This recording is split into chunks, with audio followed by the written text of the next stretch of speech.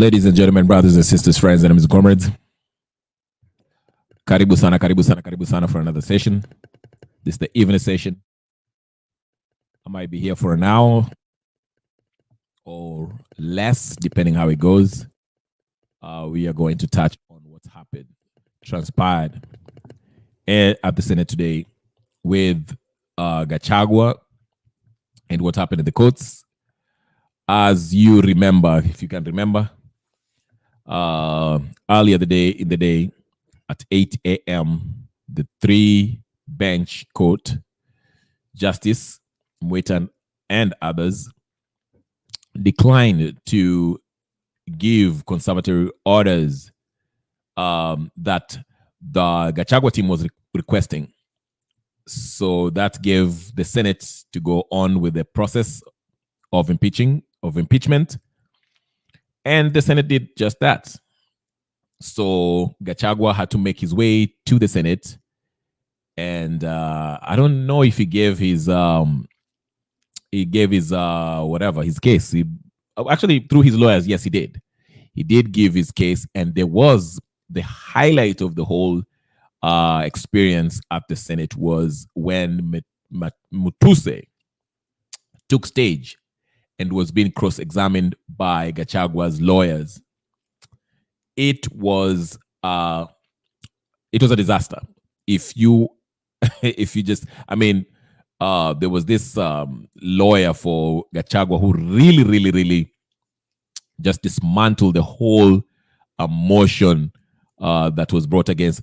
It was bad. Mabri, you're right. Matuse. Matuse was a disaster. Now, I caught it when just after when Matuse concluded. I never really got the chance to hear Orengo speak or provide or give his case. From what people said about Orengo, the snippets that I saw, he was out there, quoting the Bible and giving receipts on when, Gachahua went to England, London, somewhere, and then his brother died. It wasn't really a strong case. And to be honest with you, for someone who sits on the fence of this thing, who doesn't have any dog in this fight, to be honest with you, this motion it's a weak case. I will be surprised if the Senate really goes ahead and votes to impeach Gachahua, unless it's just a matter of disliking him for the sake of disliking him, okay? Or because of your party affiliation, because, in Kenya, when the head of your party says you have to go, then you have to go, okay? But if we are to look at it on the grounds, 11 grounds that were presented, you can see that nothing really holds water. In fact, oh my goodness, when they were asking, I'll play the clips. There was a stage where Matuse was asked, Matuse, whatever the case is, was being asked, okay, you put all these 22 companies. First of all, is it illegal to own 22 companies? And he was giving us a runaround. No. Then I think his name was Onsogo or something, the lawyer, and went line by line, each company, asking, do you have a problem with this company? Say no. Do you have a problem with this company? No. Do you have this? Then there was one that he mentioned. Then the lawyer said, okay, let's look at that one that you seems to have a problem with. What's the problem with it? Who owns it? And they went ahead and talked about the estate who really owned their inheritance by Gachahua's brother. And even that one too, it was so bad. It was so bad to the point where they even asked Matuse, have you gone to law school? Where did you go? It was just embarrassing. It was embarrassing. I'll play you some snippets. Definitely guess I can see you. Please don't forget to like, share, subscribe, and comment if you're going to watch this. Let me just play you the parts that I really, really found to be this was let's get started. Let's get started. Karibuni. Take your time. Get in as we break this down. tomorrow is actually the day that, is it tomorrow or Friday is the day that they're going to vote on the issue, but the hearings, the proceedings will be there, it will be going on tomorrow. But here it is. Let's get some snippets on what actually happened. Yes. You have graduated from a lawyer to a valuer now. You're saying when we add those values, we'll get 5.2 billion. I will also be telling you what, in my view, are the values of some of the properties. Oh, what in your view are the values of some of the properties? Yes. You have graduated from a lawyer to a valuer now, isn't it? Let me start by asking this question. It is your claim that the deputy president has amassed a humongous property portfolio estimated at 5.2 billion shillings. That's ground 4. It is not. So that's... My apologies, ground 7. My apologies for that. I'm sorry for that. Ground 7 at page 17. My apologies for that. Yes, it is our allegation, and we have justified it in our evidence in chief. Who gave you this value of 5.2 billion? He said estimated at 5.2 billion, and we have... Yes, who gave you that estimate value of 5.2 billion? We have made the additions. Sorry? It's a matter of additions. So you're saying that when we take you through these values, you'll get a property value of about 5.2 billion? Approximately 5.2 billion, yes. You said you made the additions. Additions result into a definite figure, Mr. Matuse. Although you are a lawyer, mathematics are pre-qualification for studying law. There are two things. One, there is the... Are you saying that when we do those additions, we will get 5.2 billion? There is the stated value in the sale agreements and in the acquisition documents. That's what I'm saying. Are you saying when we add those values, we'll get 5.2 billion? I will also be telling you what, in my view, are the values of some of the properties. Oh, what, in your view, are the values of some of the properties? Yes. You have graduated from a lawyer to a valuer now, isn't it? That's not exactly what you're saying. Okay, what thank you. View, using what expertise did you attach that value in your view? Well, market value. I'm sure you also know land in Kitale, an acre goes for 4 million, land in Kilifi, an acre goes for 2 million, and if it goes beyond that, it's a reasonable man's test. And that reasonable man is you? Indeed. Thank you.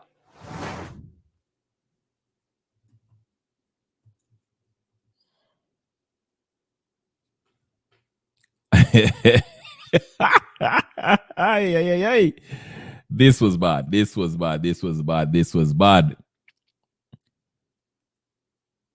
Oh, okay.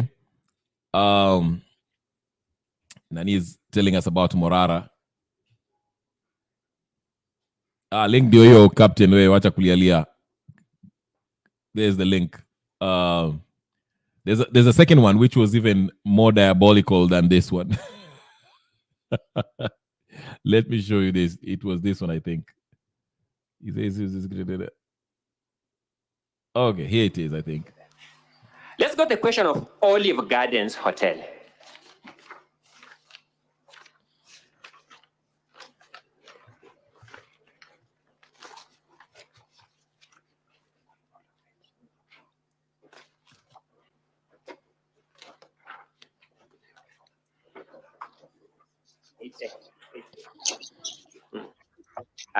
We keep.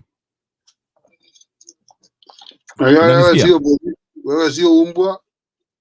Wewe sio mwizi. Unafanya nini online saa usiku?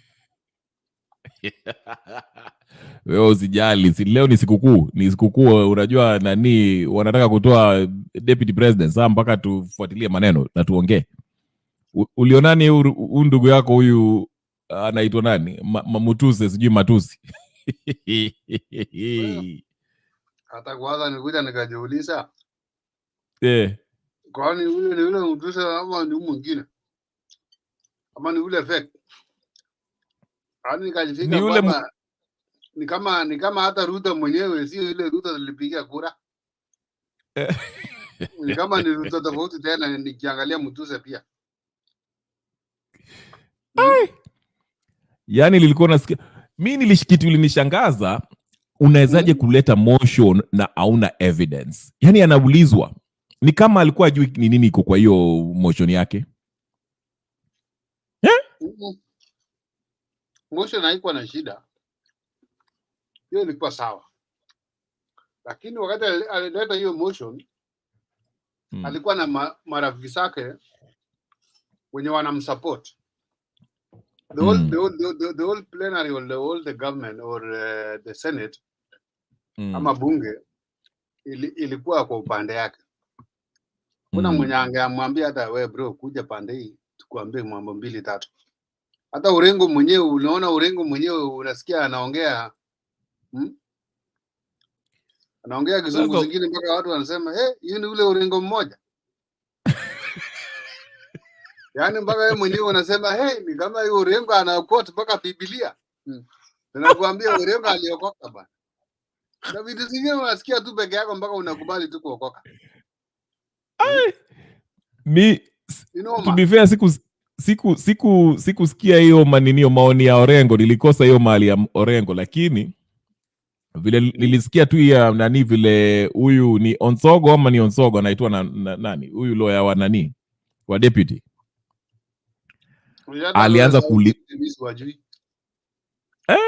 alianza kumuuliza. Sasa naulizwa wewe unasema ati Gachahua kona sijui kampuni 22 sijui 20 na ngapi, kuna ubaya gani hapo?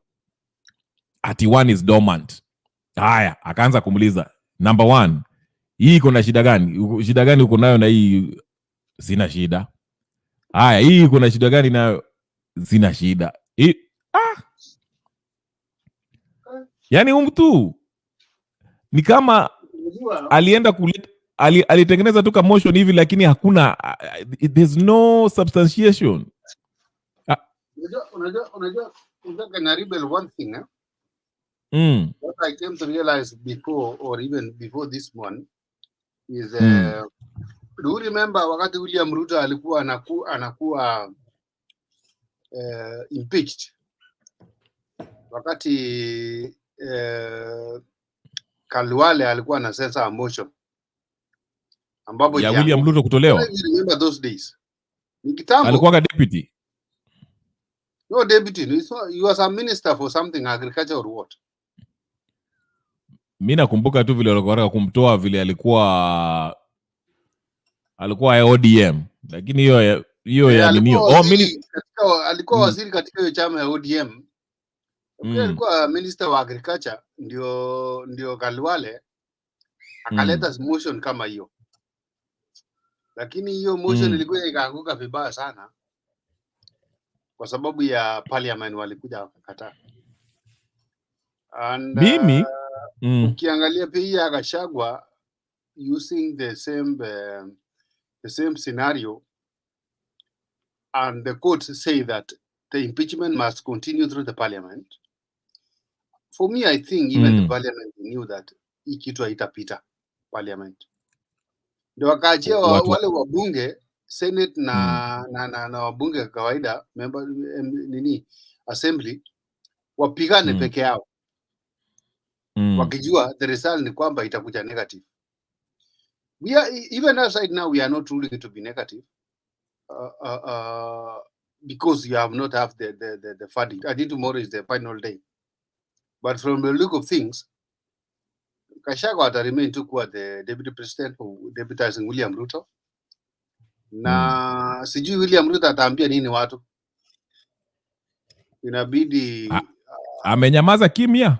Ajipa. Si hata alikuja akatuambia ati sijui hata hakuwa anajua deputy wake anaimpichiwa.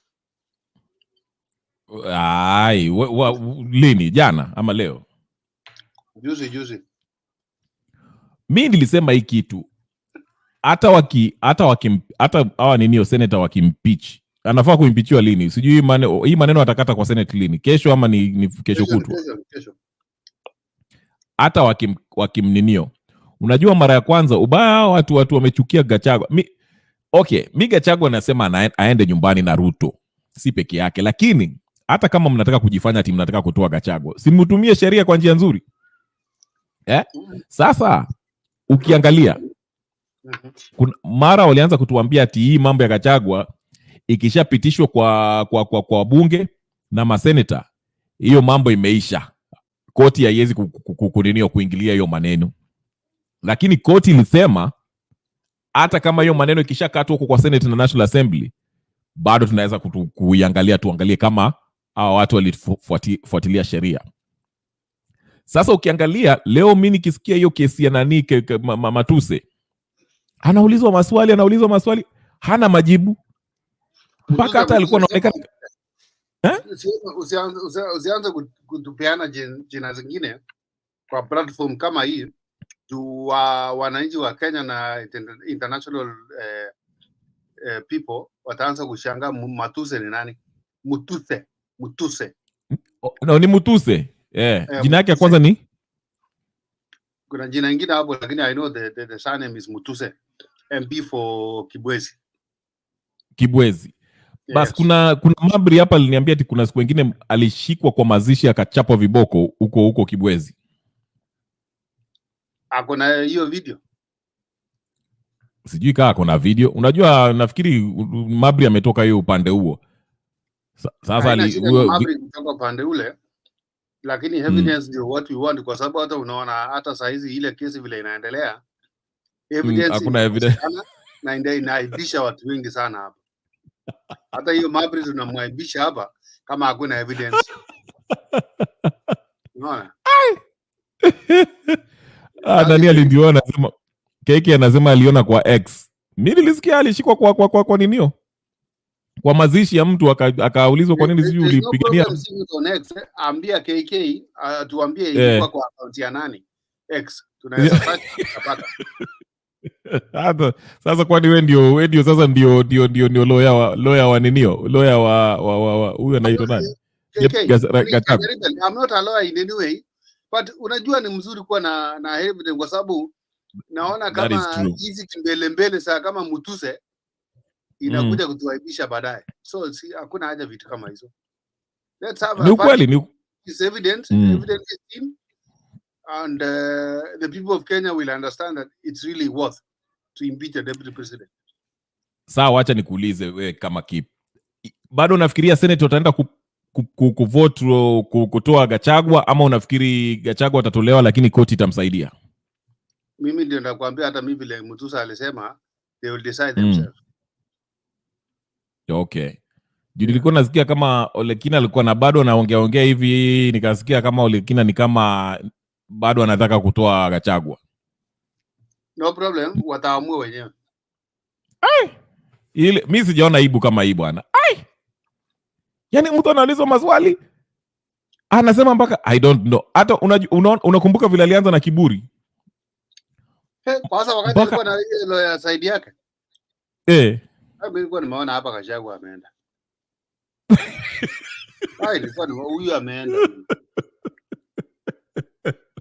Lakini ule jamaa mwingine sijui mnaita usijua Ongongo ama sijua Kongo.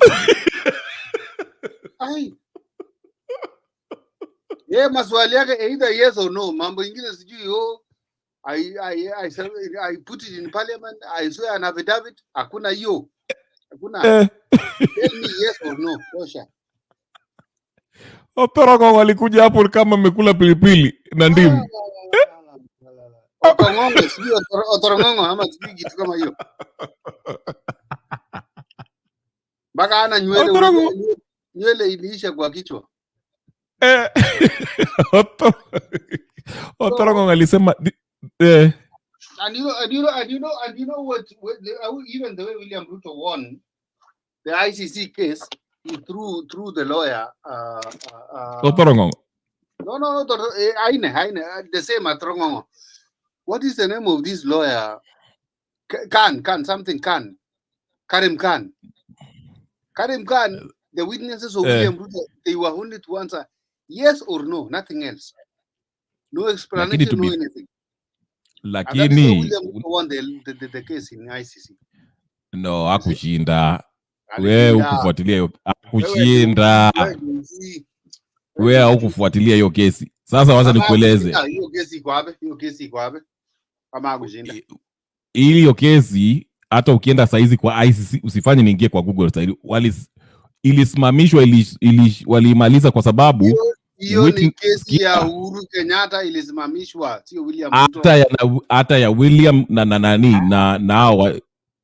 Niingie kwa mtandao sasa nikuonyeshe. Hakuna uingie mtandao, unaingilia na mtandao wewe.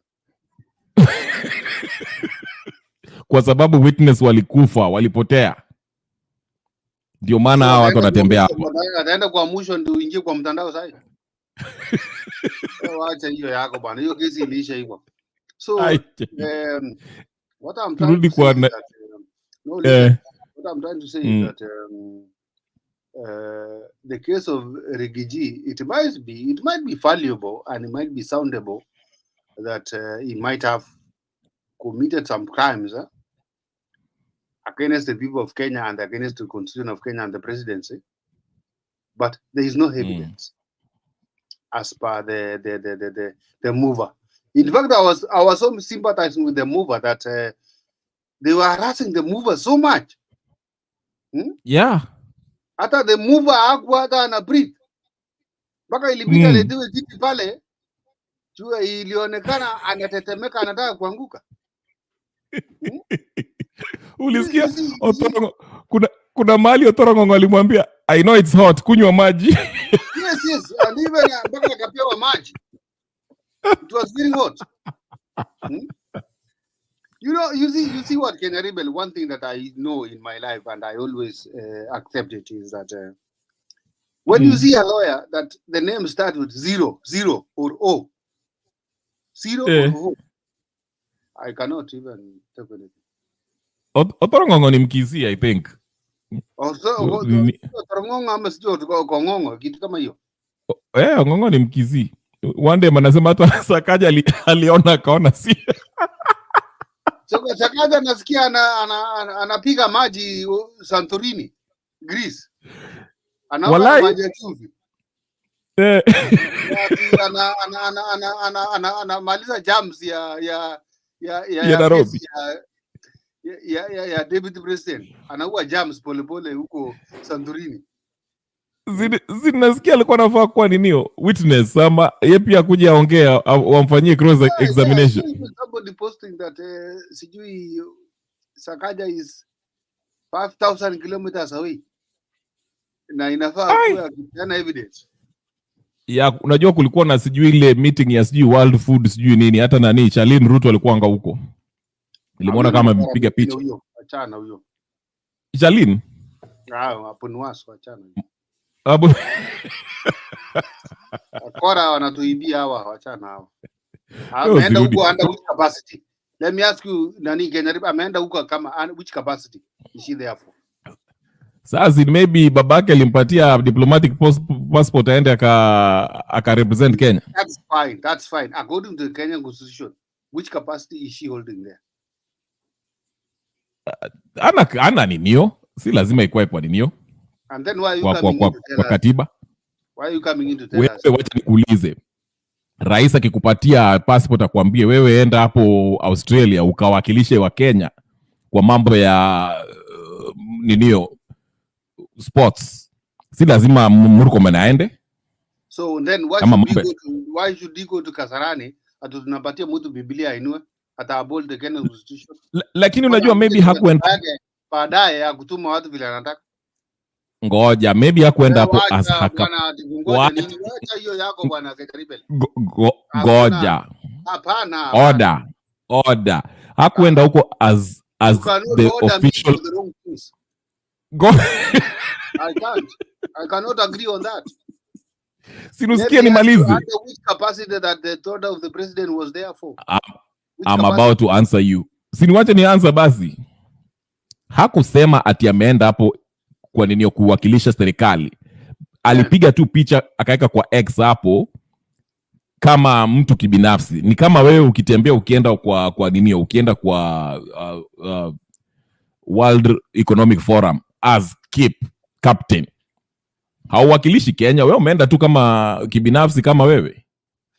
Hakusema ati but you are telling us here that she is there on behalf of Kenya. I did not ask you about Charlene. We are discussing of Sakaja and the deputy president. Aya, turudi Sakaja basi. Sakaja was supposed to be a witness, I guess. Na ka drop tunaambiwa hapa na nani.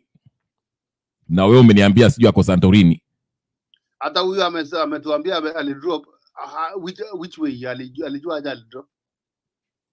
Wewe ni Otorongo, leo uko na maswali mingi sana. Wewe ni Otorongo? Niko maswali mingi kwa sababu mimi mwezoea kuchezea akili wa Kenya hapa na mtaki tuwaulize.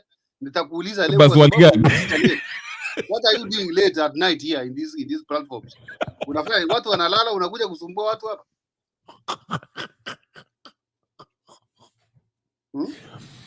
Kip wewe. Kwani ulipita kwa Mama Pima leo? No, nothing like Mama Pima or not whatever that you are talking about. Wacha niangalie kwa the truth has to fall to where it belongs, my brother. Let me tell you that. Don't come. Tufanye nini? Lazima ukweli ianguke penye nafaa ikue. Tujishinda hapa kutanganya wananchi wa Kenya. Nani anadanganywa? Sasa ukituambia sijui Shalini sijui ameenda wapi. Sina akuniniwa hapo. Anajua kweli Mashalini ako wapi? Kama wewe ndio unakuja kudanganya sisi hapa. Shalini ako Rome, Italy. Alipiga picha kwa Twitter wewe. Even from the word that you have said Rome. Wacha aendelee ku Rome huko. Lakini sisi wa Kenya hatutamtuma pale. Wacha nitafute hiyo Sakaja naambiwa hapo. Shalini herself has been there telling us office of the daughter of the president. Which office is that? Who created the office? The Constitution of Kenya does not even allow that office. Even the office of a mother, what do you call huyu mama is Rachel? First lady, Rachel. Ya mwanamke amepatiwa pale. Lakini mnatumia bulldozer chip kutupatia ofisi haziko. Acha hizo bana. Mimi nilikuwa naongelea Sakaja. Sakaja nasikia kwa Rome. Sasa mimi nilisikia Sakaja alikuwa anafaa kuwa witness kwa hii kutestify against Gachahua. Lakini ni kama aliona mambo imekuwa moto akasema hakuji. Sasa akabaki huko Santorini. Wewe ndio unatuambia kwa Santorini, sijui kwa Santorini. Wacha aongelee huko Santorini huko. Wacha nicheze hii video. Unajua shida na Santorini, Kajaribe leo naelewa. Wa Kenya wakisikia Santorini wanafikiria ni mbali sana. Mtu hawezi fika. Santorini hapa. Hapo chini tu. Hapo karibu na Langas. Hapa Greece tu hapa. Watu wanaona ni mbali sana. Lakini kwani unafikiri kila mtu akona pesa kama wewe? Pesa gani? Kwanza Santorini unahitaji pesa ngapi kwenda Santorini wewe? Pesa mingi ya kupanda ndege. Wewe umejua economy ya Kenya wewe? Ya nini hiyo yote mingi? Wewe uko na pesa mingi za una shida. Sikia Santorini. Lakini unajua Kenya Rebel, one thing that I said and I think I sent you even a message there at the time that let's not agree our people to suffer at an expense of you wanting something else that is bigger for you and your family. It is not allowed. I cannot agree on that for myself. If the other people like you, Kenya Rebel and others can agree on that, I cannot allow. What even do you mean? If something that they were sharing between the president and Raila Odinga, hata mngemwambia tu deputy, wewe kula ofisi yako vile unalipwa mshahara yako, miaka yako 5 ishi, wewe jipange. Lakini impeachment isikwe. Hizi ni vitu zingine za ujinga, haifai. Now it cannot be a walk on the park always that William Ruto want to shine by impeaching his deputy president so that we can see him that he has done the best. He was in power and impeached his deputy president and he continued ruling. It cannot work. William Ruto is writing another history that can never be forgotten in Kenya. It can come in a negative way or it can come in a positive way, but 1 or 2, 3 things will bring William Ruto down. He doesn't know right now because he's sprung with power, but I promise, Kenya Rebel, that thing will come. It will come. Sini watu wamesema watamtoa on the 20th. Wanatolewa on the 20th. Tunaenda Uhuru Park alafu State House. Wewe utaenda? Tutatoa wote wawili, si mmoja. That is what I can agree. Si ndio?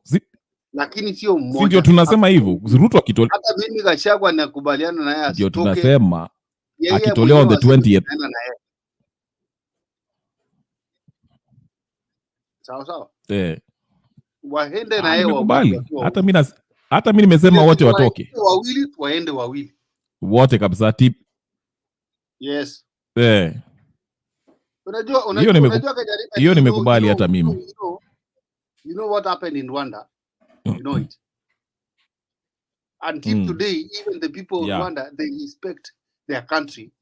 Hata hawataki kuiona hata takataka hata kidogo kwa barabara, kwa sababu ya vitu kama hizi. Kama ni kuangusha nchi, tutaangusha nchi. Lakini usifikirie Rwanda. Wacha nikwambie kitu about Rwanda. Niko na rafiki yangu wa Rwanda nasema, nani Kagame akiangushwa, hiyo maneno itarudi kama vile ilikuwa mbaya. Kwa sababu unajua Kagame vile aliingia kwa nini akaanza kuchinja watu. So hata yeye pia ako nini, hiyo country pia iko na maneno yake. Unajua kila country iko na maneno yake. So no one is safe. Democracy za Afrika ziko wewe unacheza wewe. Cheza na unajua Kagame tunataka waninio leaders who care about their people, kama yule wa nani Ibrahim Traore.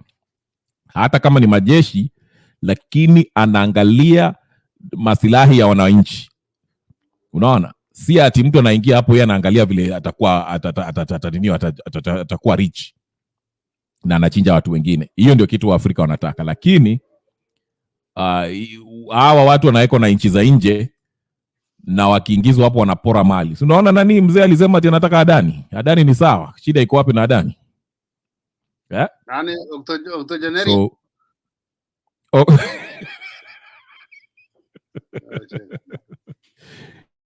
Ilikuwa birthday ya ndugu yake ametana 175. Nani huyo ako 175 na hajaenda? Haya.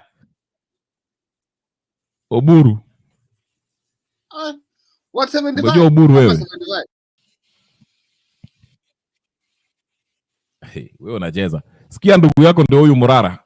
Anasema watu wasiende ninio, waende Narok. Watu wasiende Uhuru Park, waende Narok. We acknowledge what other leaders are doing to bring change in Kenya. In remembrance of our fallen and standing heroes, we will support every effort in our shared vision for a new Kenya. On 20th Mashujaa Day, we will be in Narok for a symbolic cleanup. The meeting point will be communicated. To those who have asked for urgent street protests against the ills of this government, I agree with you. However, I urge you to remember the need to build momentum before you engage. Civic education is still needed in 70% of our nation for a national consensus on the change we want. This struggle is for all of us. It should not be left to the youth, the Gen Z, or the people in towns and cities alone. We need everyone on board. Every Kenyan, from every walk of life, home and abroad, should make a personal effort in bringing the change we want. I look forward to seeing groups and communities of individuals coming together to create awareness in villages and in settlements about issues of tribalism, corruption, failure of healthcare, failure of education, poor infrastructure, disregard for human life, and other painful. Okay, enough of that. Ngoja kidogo. Wacha nikuulize Captain. Huyu kijana kwa nini anajiona yeye ni rais? Na jana nauza mashati zimechorwa shindano. Hii shati hata sasa unajua jamaa hata nashinda ni shati ya Uhuru ama ni yake. Kwanza na alisema aliandika ati watu wamchangie pesa nunue kompyuta 3 na sijui nini. Ulisikia? Lakini unajua Kenya Rebel inaitwanga Niliona hata mtu aliandika siku za 8 zikifika miti zote zitakuwa telezi. Huyu jamaa siku zake itafika tu na miti yote itakuwa telezi. Saa hii anatumia Wakenya ajifanye utajiri, mara kompyuta, mara ananunua shati, mara anajifanya mgonjwa hapo, mara sijui shingo inaingia kwa mabega ndani, mara sijui, lakini siku zake zitafika tu. Sisi kitu mzuri wa Kenya wanakuanga watu polepole, wanakusoma tu polepole. Leta mambo yako hapo, tunakuangalia. Kama kina Dida, walikuja kina Dida sijui pakisha hata space ya maji ya gideri sijui ya nini, kumbe wanaiba huko Amerika, wanakuja Kenya. Hii group tu hii bado hii wanaibia wa Kenya, mnichangie kompyuta sijui mnichangie nini, baadaye itajulikana tu kumbe alikuwa anaibia wananchi. Hii Kenya iko na wenyewe. Hata hii Rigiji unaona ana impeachiwa ni one of the deep states, lakini ni vile yani level yake haijafikia hapo, lakini wanatukoroga level yake bado haijafika, lakini kuna level tu mtu mmoja akiondoka kwa hii serikali aingie pale, atakuwa amebalance the equation na atakuwa deep state hata pia yeye, na akiwa deep state ata balance the equation in a way that the other side itakuwa painful kwao. Unaona, sasa ndio Rigiji analia, lakini I know with some 2 years or 1 or 2 3 years kuna mwenye atalia kama Rigiji, na Rigiji ndio atakuwa answerable akisema nyinyi mjui, ndio maana na mwimpeach huyo jamaa. Nitawaambia sasa hii Ruto anadanganya, you don't know why I'm pitching him, I feel sijui what, hatujui. You see these things kuna there's a saying in my culture that says hiyo kitu unafanya itakurudia baadaye. It's so unfortunate that I don't think there's somebody here can substantiate or can give another evidence of what I'm saying, but there is that thing kwamba ile unafanyia mwenzako baadaye itakurudia kwako. So hii kitu William unasikia anafanya, na yeye mwenyewe ndiye alituambia kitambo kwamba ile shimo unachimba, ukichimbia mwenzako usichimbe iende mbali sana, hiyo shimo itageuka na wewe ndio utaingia ndani. And right now I don't know what exactly does that mean as far as we define the case of the deputy president right now as it is, but from the point of view, anyway, no problem with William, with no problem with Gachahua. I wish Gachahua well. Pambana Gachahua. Even for us, we voted for Gachahua because of William Ruto. We didn't know even Gachahua who was Gachahua. William Ruto ndiye alitupatia na tukampigia kura. We have accepted it the way it is. Kama ni Ruto ametuambia tufukuse, we don't have any problem. We'll go as per that. But I assure you people, there is a day that will come. There's a day that will come. And even Gachahua himself will also be crying like other people and say, labda Mudavadi amenisumbua, nataka tumwimpeach. Ama Kindiki amenisumbua, ama whoever. Munaelewa ile siasa ya Kenya vile yakwanga. Tunakorogwa. Haya. Hapa online. Ngoja sikiza. Wakati tunapiga siasa hapa online, tusipige siasa ambapo tunaangalia tu penye tuko na nyuma pale. Tuangalie pia hapo mbele. Kama Gachahua mwenyewe anaweza achiwa akuwe president, atafanya nini? Kwangu mimi najua ataweza fanya hata maajabu kuliko the sitting president. Hata anaweza amua Yesu amerudi sasa, tunaenda mbinguni. Wale waendi wanabaki Kenya, wale waendi wanabaki kwa mlima huko. Unaelewa? I know Gachahua very well. Anyway, you can say just what you wanted to say. Nilikuwa nataka kuleta keke. Alikuwa anasema hapo rafiki yake amegeuka conman, ndio huyo Morara. Mimi nilisema mtu ni Morara. I have to do the second part ya Morara. Bila anatuenjoy. Na hata watu wengi ukiangalia kwa ninio kwa kaunti yake wameanza kusema huyu jamaa, watu wanaenda ninio Uhuru Park, yeye anaenda sijui Narok. Yaani ni kama anajiangalia mwenyewe kibinafsi. Lakini tumsikie KK, maybe ako na maoni yake, anataka kuongea mambo ambayo yanamsumbua kichwa. Endelea KK, karibu. Asante.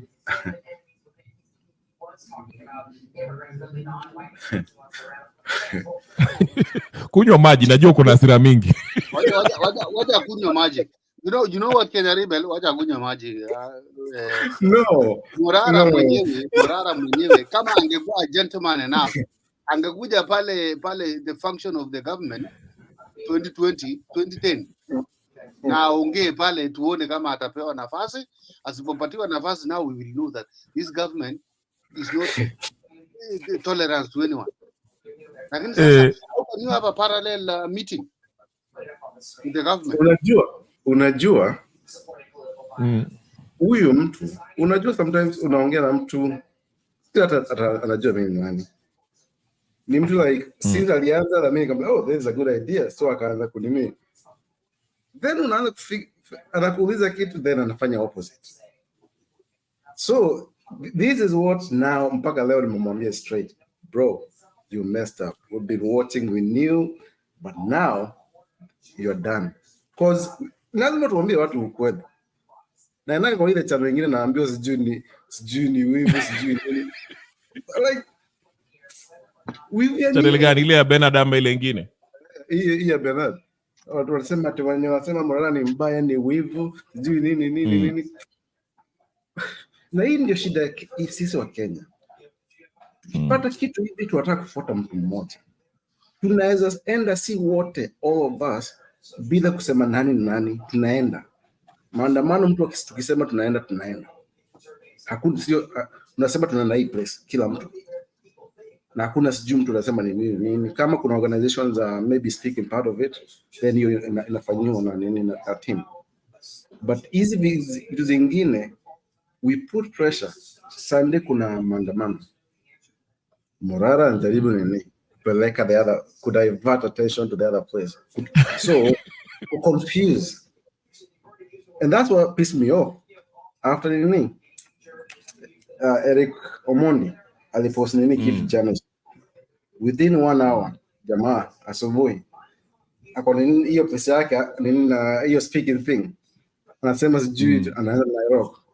Within a minute nikajaribu kuandika, lakini nikasema hai siandike hapo, nikam DM. The next time akaeka poll tunataka tuone nini State House ama nini, hiyo ikafika 70% yes. Akaidelete. Nikajua bas. All right, who jamaa to test? Think about it. Amelipa. Amekuwa kuna umechezewa. Mi pale nilijua amelipwa ni vile alianza kuweka mabega hapo, kichwa kwa mabega vile alikuwa anafanya the whole acting thing after hiyo Bomas. Nikajua chali it confirmed for me, ili confirm. From there the funny thing, I'm not the only one. Kuna watu, so many people kwa Twitter, hata ukienda kwa page yake ukiangalia tu comments, everyone is not buying his stuff. Kuna watu of course atapata wafuasi, but majority they're like Morara, we story yako bana, wewe unajiangalia mwenyewe, like it's all about you. So but tunasema wale mimi ni mshuku. Kuna wakati after alianza nini kutokea hivi, watu wengine wanakuja na akiwa Team Ruto somewhere. From that time nikakuwa na doubt na nikasema okay, let me give him the benefit of doubt. Juu unajua kila mtu alikuwa, kuna mpaka watu wengine walikuwa support Ruto sana, but they wameona this is not what I supported. So nikasema let me try that. But niko na hiyo nini question mark. This is too good to be true. Na kila kitu perfectly aligned. Unajua mtu haja fanya hivi tu, unafanya ana expect kufanya nini stupid stuff, but still stupid mission, stupid organization part of it. Akaanza story apart kwa mwambi hii idea, this is too nasty. Then you realize, all right, I can accuse you without having evidence. Now I have it all. Si kila mtu anaona saa hii iko hapa kwa macho yetu, sio nini kususpect saa hii.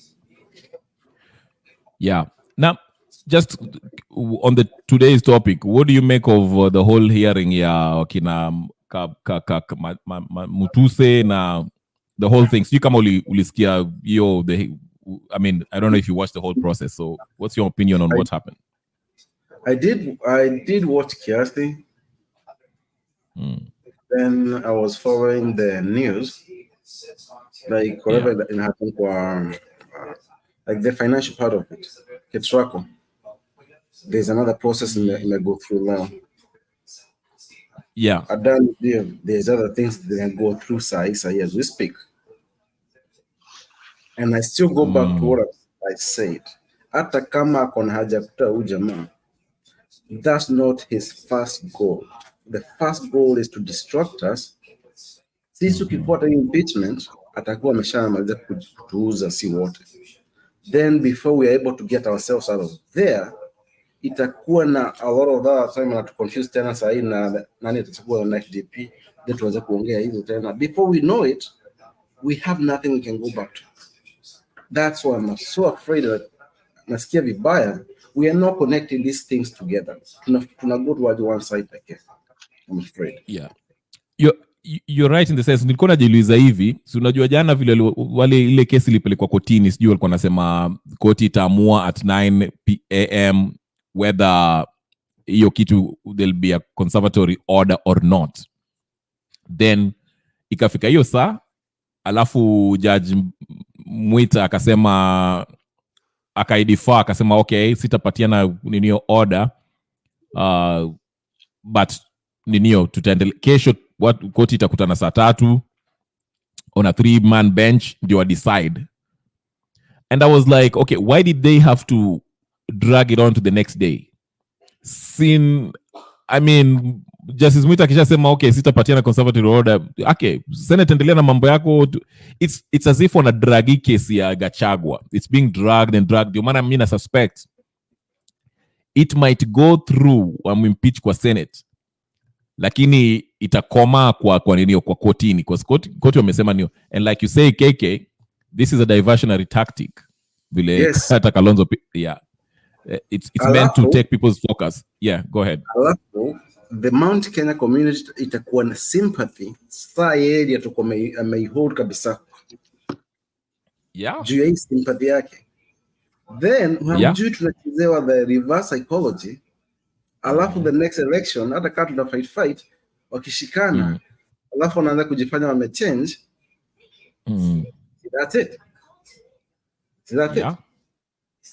We have to think more than what tunacheza 3D chess, si tunacheza 2D. And that's what pisses me off. Yeah. We have to keep a little. Captain alituambia tunakorogwa, but here's an new. But can I rebel? There's one thing I want to ask Kay, because I heard him talking of what is the name of this? Uliza. Omondi. Eric Omondi.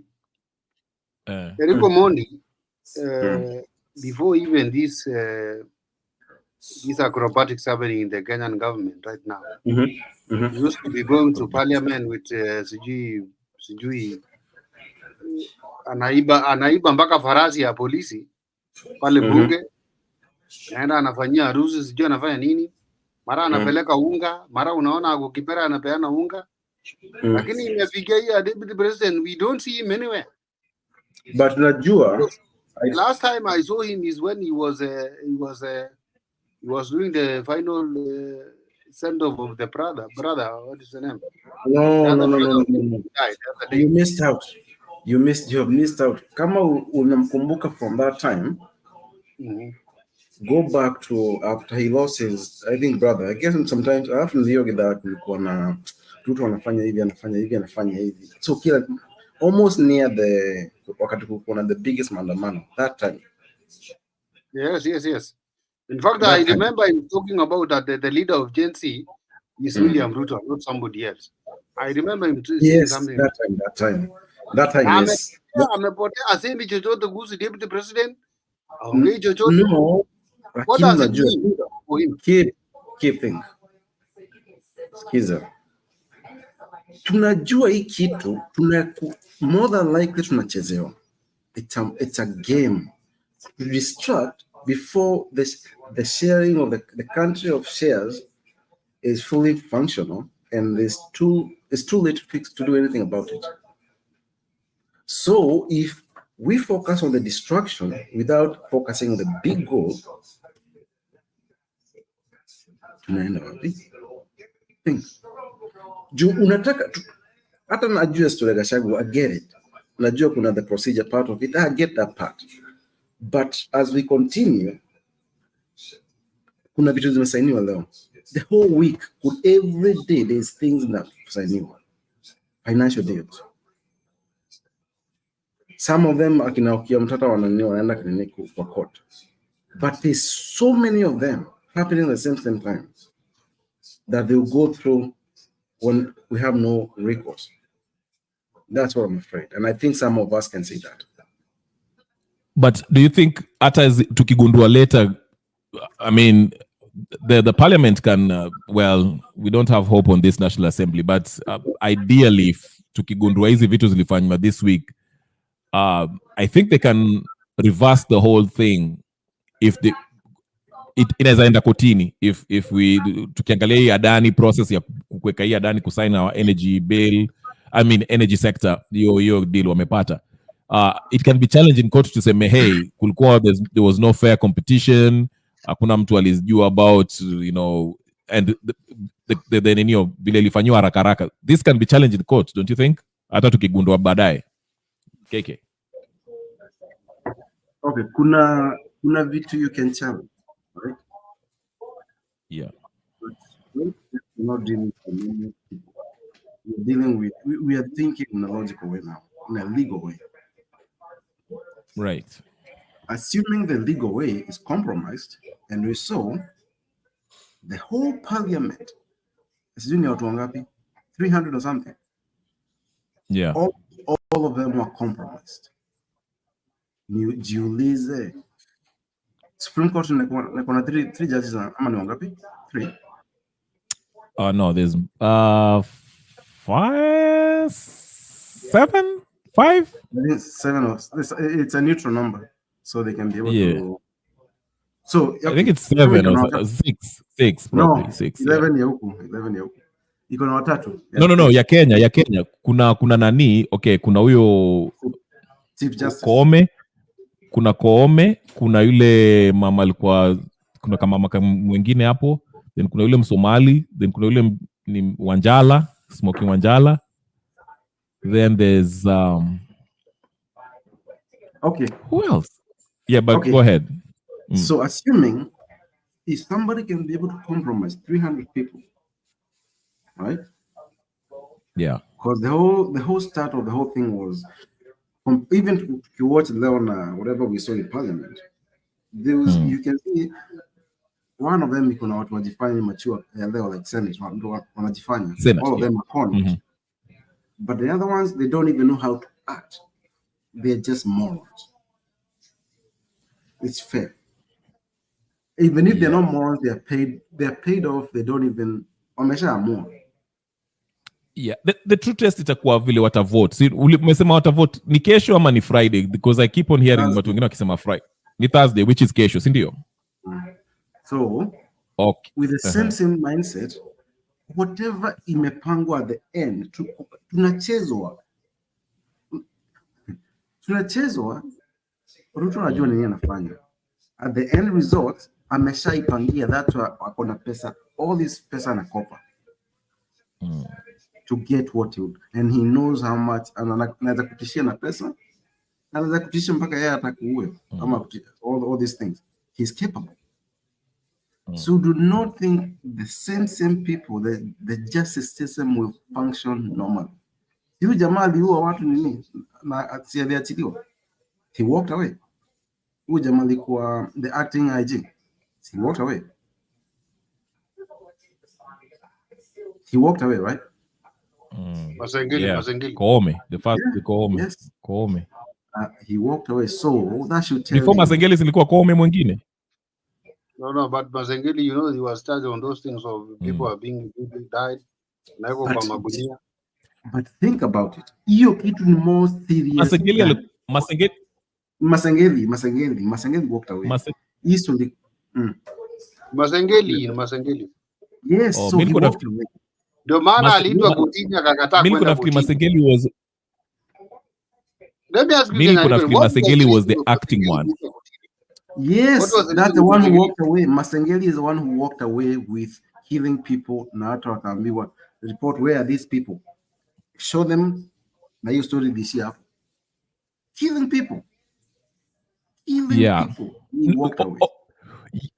That is true, but before Masengeli, Koome aliona hiyo kitu imekuwa moto juu after maandamano watu walikuwa nauliwa, then akaresign ama whatever the case is, ndio asiitwe kwa kotini.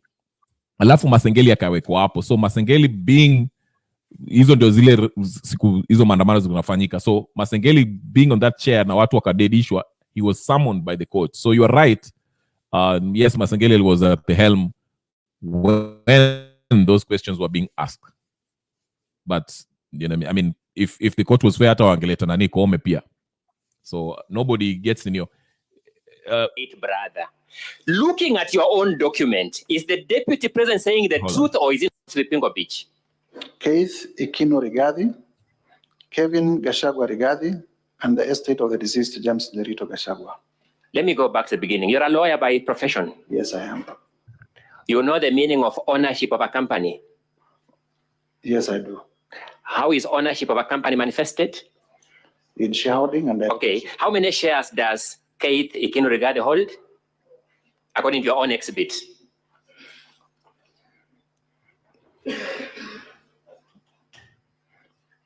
It may be getting hotter, but look at the document, compose yourself, and read. How many shares does Keith Ikino Rigathi hold according to your own document? They are not indicated. How many shares does Kevin Gachahua Rigathi hold according to your own exhibit? They are not indicated. What is the total number of shares in that company? 10,000. Who is indicated as owning all those 10,000 shares? There is a shareholding by the estate of the deceased James Lerito Gachahua. It is the estate of the deceased James Lerito Gachahua. True or not true? They own 10,000 shares. What is the total number of shareholding? 10,000. They own all the shares. They own 10,000 shares. What is the total number of shares in that company? 10,000. So they own all the shares. The estate of the late James Lerito Gachahua owns all the shares according to your document. It would appear so. Is it so or is it not so? From your own document. On the face of the document, it would appear so. Do you doubt this document you have given us? No, I don't doubt it. Thank you. The deputy president then in defense says, this is a property owned by the estate of my late brother. Is he speaking the truth or not? From your own document. The deputy president says, this is a company owned by the estate of my late brother. Looking at your own document, is the deputy president saying the truth or is he not saying the truth? Remember, you are a lawyer all the time. The estate of the deceased James Lerito Gachahua owns 10,000 shares. Out of how many shares? I wouldn't vouch for the truthness of the deputy president's I'm saying testimony. The estate of the late James Lerito Gachahua owns 10,000 shares. Out of how many? 10,000. Mr. Matuse, you told me you are a lawyer. Yes. And let's be lawyers now. Yes. When the deputy president, you don't know even how are we picking the topic. You brought in just I'm asking everything, but we don't know exactly as by what we were discussing with KK, if it's in line with what you are bringing in.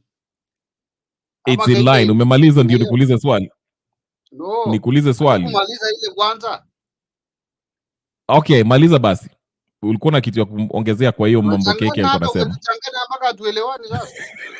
Na hivi ndio mnachanganya Gachahua ndio mtamwimpeach. No.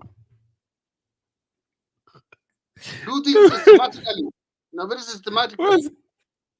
It's the same thing. Hizi mambo yote si kukorogana, imekorogwa already. Ni kama unataka kutoa ninio kitunguu kwa supu ambayo imeshapikwa. Tunashindwa sasa, tunaongelea vitu zingine, mambo ya yani I don't know how to put it anyway.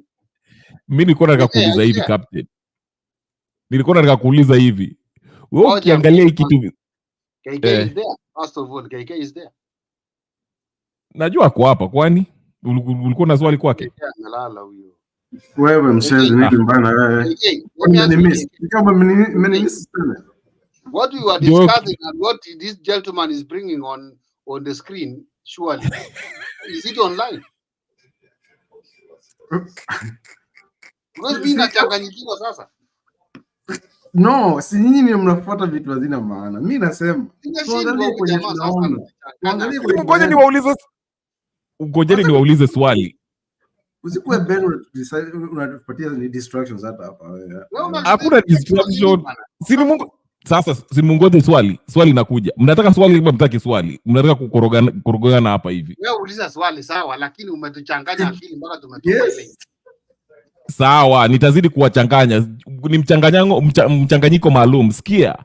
Wewe ukiangalia hii ndio maana it ties into all that. Nauliza hivi. Wewe ukiangalia huyu Matuse vile ana behave na hizo maswali ulizwa, unajua mimi hata saa nyingine najiuliza, could it be hii ni watu wanajifanya tu hivi ndio waachilie Gachahua? Hii kitu ilikuwa imeshaplaniwa, ndio that's what we are saying. Part of the distraction. So, do you see how it's connected? Ndio maana nilikuwa nataka kuuliza captain, wewe ukisoma huyu Matuse unaweza kufikiri ni mjinga hivyo, akiulizwa maswali ni mjinga hivyo, ama ni anajifanya tu hii kitu ilesha panga huko, ni changanyisha waje. That is the answer was that. No, Kenya watu ni wajinga bro. Unaanza kwamba Kenya watu ni wajinga. Matuse anaulizwa ya kuchanganya akili ama ita incriminate the deputy president. No, swali yangu ni hivi, ni ya kuchanganyisha wale watu wanaangalia hii kitu kama wananchi. Tunaangalia sisi tunafikiri ati Matuse ni amechanganyikiwa, ni mjinga, lakini it is by design. Hii kitu walishapanga hivyo ndio watu wazidi kuangalia, kwa sababu it's entertainment, it's circus, part of the circus. Kwa sababu mimi nikiangalia Matuse a lawyer, unawezaje kwenda hapo na you don't know hata what is in your motion? Okay. Yeah. You know, the impeachment of Gachahua is not by Matuse himself. And even in the public domain, even in the international world, they know that the impeachment of Gachahua is not by Matuse himself. This impeachment is from William Ruto himself. And when you tell us that it is just to confuse people, I think you are wrong on that. William Ruto want Gachahua to go. Walikosadia nini? Why? Because of his own reasons. You understand, Kenya Rebel, we've been here. We've been discussing. No, listen. Miss Dania watu wamekosana. Don't be rigid and don't be like you are not. You have never been these platforms. You have been your platform, this one. You have been in other platform. We've been discussing this thing. You know this thing there is because of sharing of the loot from the other countries, sharing from the loot from even US, from Qatar. Hiyo mambo ya mafuta na nini, unaelewa? Wacha kujifanya Jesus umeshuka kutoka mbinguni. Unaelewa kitu inaendelea Kenya bwana. Waachana na hiyo mambo yako kutupima akili hapa. Hawa watu wamekosania kuloot pesa ya wananchi ya Kenya. Na nikisema pesa ya wananchi ya Kenya simaanisha hata kwa cash, hata kwa nini? Kwa mali. No. Hata hiyo ndio wanakosania. Keep new kweli. You are 100% true. Alafu unakuja Kenya Rebel, alafu unakuja kutuambia hapa ati you know it very well.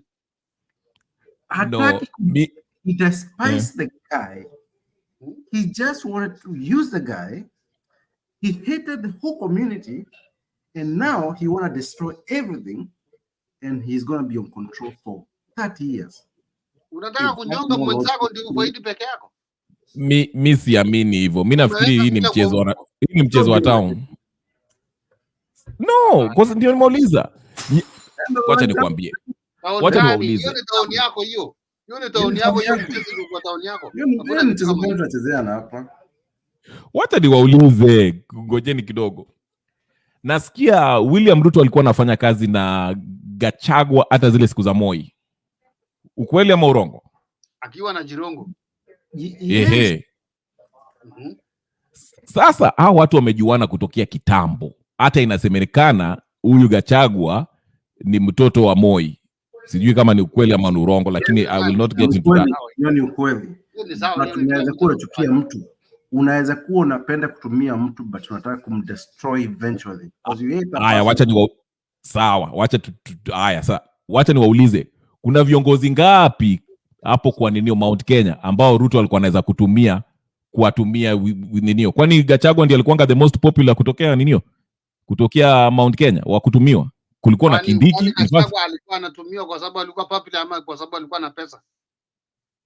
Kwani yeye ndio wacha ngoja kidogo, ngoja. Sikiza, mimi nikianza chama yangu saa hizi, mimi nitaangalia KK uko na pesa ngapi kwa account? Utafund chama yangu namna gani? Wewe huna kitu. Kenya Rebel ako na 1 billion. Na 1 billion amenipatia kwanza kama milioni 5 peke yake from 1 billion ya chama peke yake. KK ananipatia 1 million, nitafanya ni 1 million na nimepatiwa 5 million. Sawa, sikia. Kwani ngoja pole. Kwani Gachahua peke yake ndio ako na pesa Mount Kenya? Jimmy Wanjigi ako hapo? Hiyo wakati wakichagua deputy president, nani alikuwa na pesa? By that time? No. Okay. Keep Rebel. Think about this. I'm thinking. I hope you are. Assuming you see a fool, a usable fool, manipulatable fool. You think it's a joke? And somebody you actually hate, so you don't even feel bad when you have to discard them. And you can still humiliate them. Okay. Why not? Okay. He had so many choices. Anaweza kutumia Ndindi Nyoro. They are business partners. Ndindi Nyoro is just replaceable. Anaweza kumtumia Ndindi Nyoro. Ati Ndindi Nyoro hana pesa. No. He knew this guy from the start. He knew his weaknesses. He knew the crimes this man has done. And he had that on a piece of paper. So when he's ready to destroy you, and all these MPs, that's how they've been bought. Upon evidence of everything you have ever done. So when it's time to destroy you, that's it. This is how you control these people. Na kuwalipa, unajua ni bribe, umelipo, atailika. Then atakuwa nakwambia, that's even Koome, that's what unasema, who's the Chief Justice. Maybe kuna evidence, akilipo. So when akitaka kitu ifanyike, whether you like it or not, hata tukifight, itafanyika. Kenya Rebel, one thing that you don't understand, Kenya Rebel, wakati wa siasa hatuangaliangi hata upande ya pesa peke yake. Tunaangalia arrogance ya mtu. Wakati William Ruto alikuwa apishwa pale Kasarani. And then thereafter kawa na ile time ya kupeana speech na nini. Do you remember the speech of the deputy president? Alilima Uhuru Kenyatta hapo akiwa hapo. Do you think kama ingekuwa Kindiki angeongea hivyo? Basi angechukua ichungwa. Ndimi Nyoro anaweza. No. Don't give us the second options when it is too late.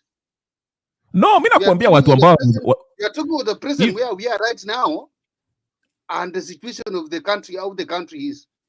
Don't go back to ichungwa.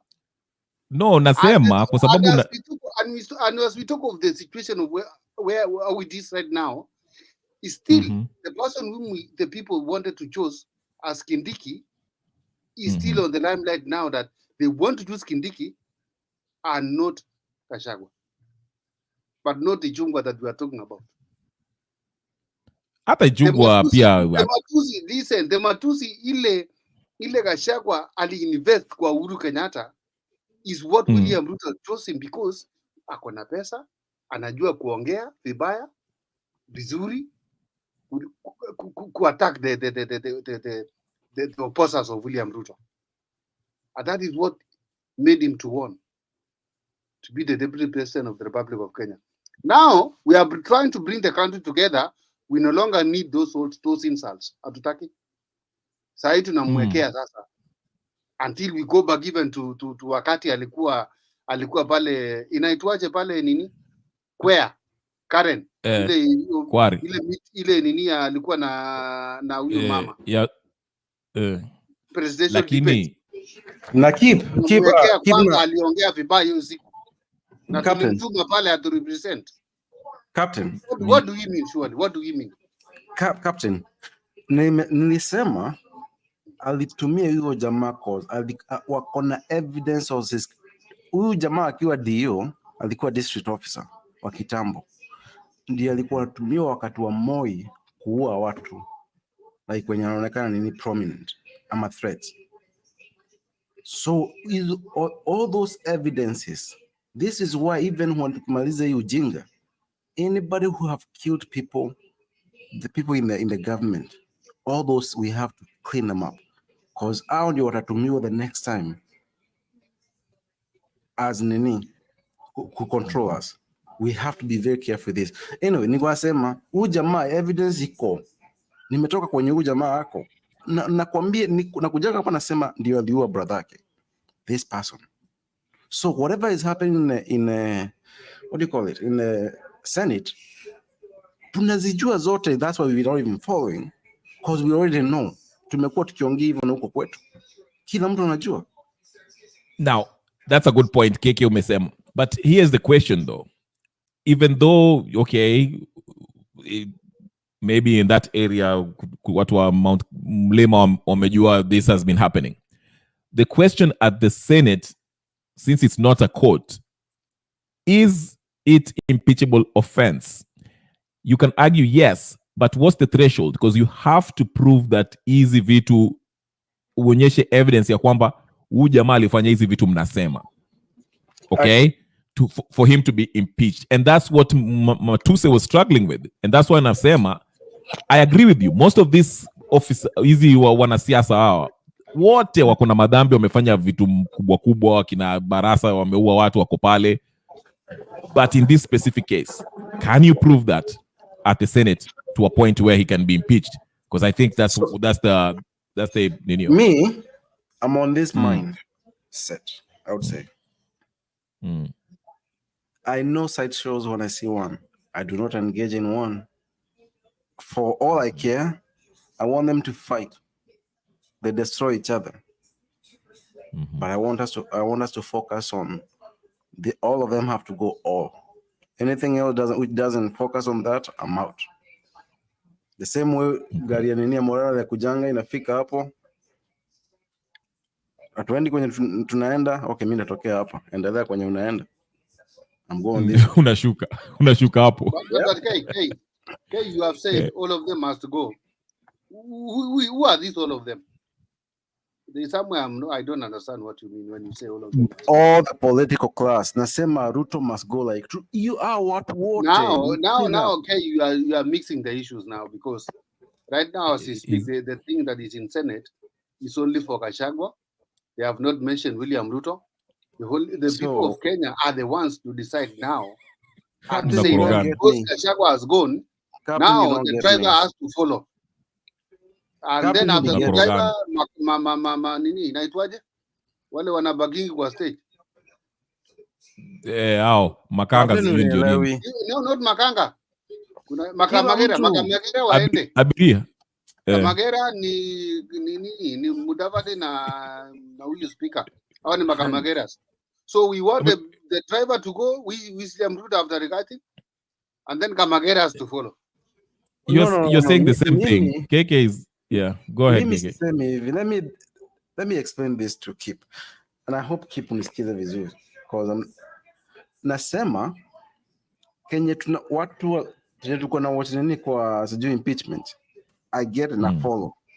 I'm not engaging in that because I know that's a distraction. Me, I want to focus on those deals that were signed today. Jana, Ketrako, Adani. The process is ongoing even now. Those are the things me nataka tuongea about. Na nataka follow hizo more than all the other side shows. We can talk about the side shows a little bit, but I want us to focus on those other things.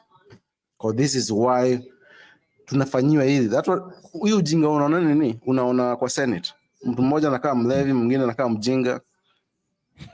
Because it's supposed to be entertaining to the morons. So the morons can look here. Yeah. Na sisi tuendelee na hizi vitu zingine. That's what I'm focusing on the other things. Si ndio maana nasema this thing, me in my opinion, hii kitu it's all acting. Hata Gachagua pia na act na Ruto, hao watu si my enemies vile unafikiria. Ndio maana nasema, hata nilikuwa nataka kuuliza Kip, wewe unasema Gachagua aliongea vibaya, kuna kitu gani mbaya alisema ambao unaweza kukasirikia? Mambo ya ninio, mambo ya alijiexplainia leo hii, mambo ya shares aliexplain, mambo ya mlima aliexplain. Mimi sioni just because anasemanga vile mambo iko, hiyo ni reason kumchukia. Chief Nuges pia anasema hapa, Ruto only needed a useful idiot regarding to bring in the Kikuyu vote, then discard them with a lot of madharau to send a message to the mountain. Yeah, that might be true. In fact, might be true. But mi nasema, was regarded the only choice. Ndio nasema there was Kindiki, hata kama unasema pesa, there was so many people. I mean, shoot, na nani ataka kwa president hapo, singemchukua huyu no, who get it part, bro. Yeah. Chief amesema it's 100% true, and I'll give another context to add on what he said. Ruto hates mountain. And on top of hating the mountains and the people, part of it is because they are the financial kind of wakona pesa kiasi. And on top of that, anajua, I guess, huyu jamaa alikuwa mtoto wa Moi.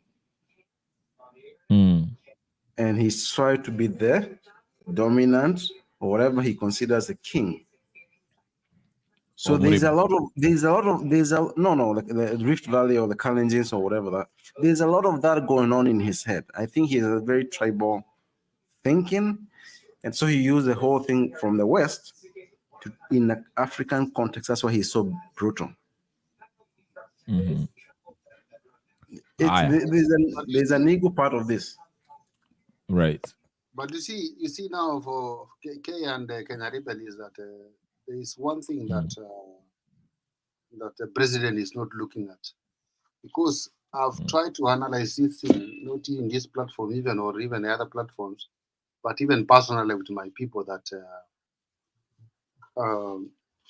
Ruto is impeaching his deputy in a way that he is so much prepared to lose the number of votes from the mountain at the cost of the Nyanza, where because he has united with Raila Odinga, and he has not even counted how many votes does Raila can bring to him 2027. And because Kamageras are there, of course, from Western, there's some votes also. But we reach even into a point whereby we counted the votes from Mountain, and we know it's even more than 4 million or whatever. And when we compare to the side of Dancer, which is like 2 million and so on, still there is a gap that William Ruto will have lost, because we go deeply looking into what maybe politicians they go in, that I'll have lost Mount Kenya because I've impeached my deputy, but I've won Nyanza. Okay, how many votes can I get from Nyanza? How many votes have I lost from the mountain? That is exactly what is in the mind of William Ruto. And I know that it is even in my mind right now, as from where I see that he is trying to restructure his position, maybe after impeaching the president, the deputy president, After 1 or 2 months, he'll have gotten another deputy. I don't know, is it from the same mountain or from Nyanza or Western or whatever the place it will be? How many votes will that be? As much as we compare with the votes of Murima. Yes. Okay. Wacha niulize hivi, and I want to ask both of you. Ndaanza na wewe captain, alafu tutaenda KK. Yes. The reason why I say hii ni mchezo wa town, let's go back to Uhuru and Ruto. We had the same similar kind of thing. Waliingia ni marafiki, wakaanza kukosana in the middle. What was, the reason for kukosana, it's not really clear nini ilifanyika, but tulianza kusikia, sijui nani, is living the same arguments people are making about Ruto na saizi. Walikuwa sema, Uhuru amechukia watu wa Rift Valley, unaona amewatenga, he's turning against them, sijui nini. The same script. Alafu mimi nikajiuliza hivi, na nataka pia nimujiulize the same thing. Kama nani Kenyatta alikuwa amechukia, Uhuru Kenyatta kama walikosana na nani na Ruto, na wamechukiana vile walikuwa nasema wanamechukia, the way the press was telling us wamechukiana. If it's really true, kwa nini Uhuru alimpatia hiyo sword kiti, akampatia akasema haya, I'm passing the new ati nani ameshinda? Kwa sababu Azimio ilikuwa nasema wameibiwa kura. Kwa nini Uhuru alimpatia mamlaka? Sini Uhuru angesema, you know what, huyu jamaa ameiba hii kitu, mimi sipatia ni hii kitu, twende tufanyeni nini wengine, mimi sipatia ni nini mpaka ifanyiwe tena, uchaguzi ifanyiwe tena. Hapana, Kenya Rebel, na unieleze kwa nini, na kabla sijaendelea, ngoja nataka unieleze walikosania nini na Ruto. Uhuru alikosania nini na Ruto? Where was the disconnect? Kwa nini walikosana? No, now you are bringing in a question, and then at the end of it you want to go back again about it's related. It's related because ngoja nasema the script is ngoja keep explain usikie part yake. Well, listen, because the way you are trying to bring in Kenya Rebel, wewe unataka kuruka mbele na kurudi nyuma at the same time. No, it cannot work the way you have asked your question. Why are you saying, we're asking us that alipewa sword na mbona hakukataswa sword, wakati yeye mwenyewe alienda pale Jakaranda na akatuambia huyu jamaa mwenye anakuja kusunguka hapa na magari akitangatanga, mtauliza ya mambo ya barabara kidogo. Huyu jamaa anakuja kutokea juu ya gari, badala ya kuja kutufanye kazi na yeye anaenda kuzunguka kwa magari, angekuja tufanye kazi na yeye. Let me tell you, Kenya Rebel, that the will of the people was decided na Uhuru Kenyatta. Yeye mwenyewe sio mwenye kupeana serikali ya Kenya, ni wananchi wa Kenya ndio walipatia Ruto serikali. Uhuru alikuwa peke yake tu aenda apeane pale sword kwamba ni wananchi wa Kenya wamekupatia serikali na mimi nakuwa ndio over. Vile yeye alipatiwa 2017 mbona kupeana? 2017 mbona kupeana niyo akupatia na sword? Sina alishindwa 2017, mbona kupatia na sword? Alishindwa na Raila. Uhuru na Ruto. Nani alitangazwa alishinda? Wewe wacha hiyo mambo yako ya nini bwana. Wewe wacha. Ati ameshindwa. No, kama yeye alishindwa, Raila alishinda, mbona hakutangazwa basi alishinda? Kenya Rebel alifanya hivi kwa sababu koti ilisema hivi, no, turudi nyuma, kwa sababu I'm bringing a point ambao nataka muangalie vizuri, kwa sababu hii ni the same mchezo tunachezwa kama wa Kenya. Get the point Mato. 2007 Mato ni nani? Who's Mato? You're missing the point. The point is this, if you want the point is all this Ruto, Gachahua, Raila, Uhuru are playing these games ya kujifanya ati wanakosana to divide, to usher in the next president who will continue the same policies that we've been having since 1963. That's why wacha nimalize basi. Niwache nimalize alafu nitakupatia nafasi. Tuko hapa na kupatia nafasi. I'm saying the same thing because nasema hivi, the same thing happened. You're arguing that nani hiyo sword alipatiana because it was the will of the people. Nikasema hivi, Uhuru never respected the will of the people kwa sababu 2017, whether you like it or not, even 2013, he lost. Uhuru never won any presidential election, okay? You can evidence it. You can go back, you can argue with yourself. That's not even up for argument. Get the point.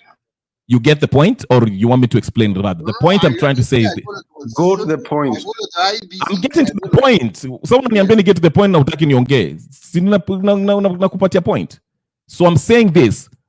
Uhuru was just as fucked up as Ruto. And they pretended to be enemies, okay? To fool the masses ati kuna enemy. Ndio wa asharin kuleta nani Ruto aone huruma, the sympathy vote, aingie. Ruto akaingia. That's why kuna clip ingine I've been trying to look at it on YouTube. There's a time when Uhuru alikuwa amelewa akaanza kusema ati 10 yangu alafu 10 ya Ruto alafu akasema then gacha, then he stopped himself. And now we are seeing the same thing is being played at hao wamekosana. Ukiangalia wamekosania nini, there's no real reason. I don't think so. That's fine. You don't have to agree with me. That's fine. It's okay. But you see the same spirit. Umegwanga kwa platform kila mara na uko na hii maneno na usemi. Unangoja hii masaa. Late hours kama watu wamelala. Haya tuambie sasa. Tuambie. Hapo na wewe mpaka kesho. Kumbe unagwanga na mambo mingi lakini you don't want to tell us. Now you want to tell us right now what people are. Kuna siri na tuambie. Hakuna siri, mimi naambia. Muda mrefu sana. No. Basi uangaliangi live zangu. I've been saying this. Naambia if you want to look at, you don't want to bring in other people. Unaongea peke yako, unamaliza unaenda. Nimekuleta hapa ndio tuongee. Si nimekuleta hapo tuongee. Ama sasa unataka kunisikia ama usikii nikupatie nafasi hata wewe. Lakini sasa you cannot also dictate us to tell us what you want. We will tell you what you want. I'm giving you my perspective, alafu ndakupatia nafasi uribat. Ndio maana nimesema you can disagree with me, hakuna ubaya, but mimi nakupatia perspective why I think this whole Ruto Gachagua ati wamekosana, it's a game just like what I suspected between Ruto and Uhuru. I think it was a game to divide your walete ninio. But you have the right to ninio. Go ahead. And I want unajua Bundi Alex. Yes. Jana alikuwa na very great masterclass of what is happening in Kenya right now. Thank you. Chief Niggas unaona nanisikia. I always say this. Yeah. Thank you so much. Sorry, KK, go ahead. Anasema whatever is happening in Kenya, it's the big money versus new money fight. And on top of it, this guy wants to be the next Museveni, but with more control. And on top of that, he has hatred for the central province people. Don't forget that. And on top of it, he's being used by the West with agenda of depopulation to our people. So he's going to be like a mini king who is a servant of the West. Think about it.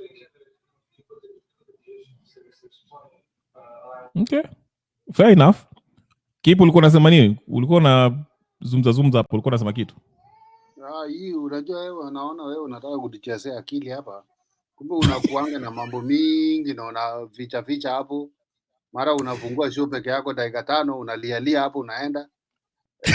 You don't want to invite some of us, you don't want to give us the link. Mimi ushindwa nakuja na partner like kitu imeanza 20 minutes na imeisha. Like kapotea bwana. Sijui 20 minutes ago. 30 minutes ago. What's wrong with that? What's happening? Captain, nilikwambia mara sijui ngapi. Mimi nikiingia ikichacha na in fact there's some days naikanga link hapa hakuna mtu anaingia na nimeweka link hapo na ngoja wana hakuna mtu ameingia. So ndio maana mimi nasema kama mtu akona kitu inamwacha nataka kuingia kwa studio kwa sababu maybe utaki kuchat na kuwekea link wewe unaweka link nikishaingia hapo nikikuuliza hi alafu na mwanzo wewe hata ukujangi hapa na kuonanga huko kwa nani kwa Bernard huko ndio nakuonanga wewe hata ukujangi hapa unamjana hai wow unamjana ingia kwa Bernard tuone kama utaongea. Wow, at least wewe unamjana hai unajua wengine wetu tuambianga hai huko Labda sema kwa brother Benson hapo ndio nakuanga pale. Haya, huyu tena hii ya Mzalendo amepatia sijui mwingine anaitwa Usam. Na jamaa anaitwa Usam pale kwa comment section anafukuza watu wote. Kila mtu anamtoka. Niwaachiwa huko. Unajua kuna watu wamelipwa by the way. Usam amelipwa pale kutusi watu waende. Kuna watu wamelipwa. Mimi nasema mimi nimependa nini forum ya Mzalendo na hata brother Benson. Mzalendo afungwangi kila siku. Anafungua duka leo, alafu maybe Friday, weekendi, alafu tena next week. Yani hakuji kila siku. So it's hard to catch him sometime. Ndio maana sikangi huko. But I like Mzalendo's platform. I like brother Benson pia anakujanga mapema kidogo for my time. The best platform ni hiyo brother Benson, hiyo iko sawa. Ukikuja hii ya Bernard naye hii ya Bernard is so much rigid, very rude, very dictatorial, you mean? Very dictatorial, that anataka tu kila amesema ni hivyo. Yeah. Yani Bernard, my way or no way. My way or no way. The same. They need to be put in the same basket. Tu huko Red Sea huko. Niliangalia vile ile siku Raila alisema Adani.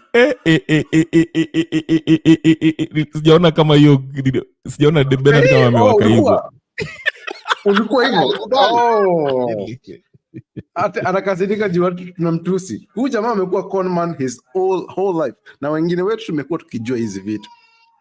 Na wakati ameexposiwa mambo ya Raila na Adani. Hii ni uchawi ya aina gani man? Alikuwa anatetea Raila. Si unajua Bernard ni mtu wa Raila. Alisema timwache kusumbua mzee. Hata kama tumeona huyu jamaa is a con. Tumekuwa tukijua hivi until now, and now kama uko na macho right, you can see hiyo ni con. He is a con. But unakataa kama huyo man. David Ngige, the lawyers are not outsmarting Matuse. Matuse is also a lawyer, by the way, unless ninio. But yeah, ndio maana nasema hivi just to defend myself, captain. Me hizi vitu sisemi leo. I've been saying this all the time. Ndio maana mimi nasema it's a whole lakini I mean everyone looks at it different. Si ati mimi ndio maoni yangu ndio I'm correct or right. You might be right vile mnani break ya down vile Gachahua ametumiwa na Ruto, and that's fine. I see how you can see it. Me I just think it's a huge game ambayo inachezwa within the political class. Our political class ndio maana unaona vitu zikiharibika kama jenzio wakitaka kuchukua serikali wanashikana pamoja haraka kwa sababu that might disrupt their game plan. That's how I see it. But I mean, unajua sasa zingine vile unachambua siasa, it's about perspective. Si ati mimi ndio niko right ama nini. Hata wewe pia vile unaiona maybe might be more accurate than what's really happening. Can I add something else too, please? Yes, absolutely. So I think there's another part hatuoni. If you follow, and I think we have the same view with a lot of people here. Household Hero, Negus, Keep, hata wewe. If you use whatever is happening in Kenya and whatever is happening globally, France, it lost West Africa. Sisi tumekaliwa na nani? Na UK na US. Yeah. Russia is trying to free us in a way,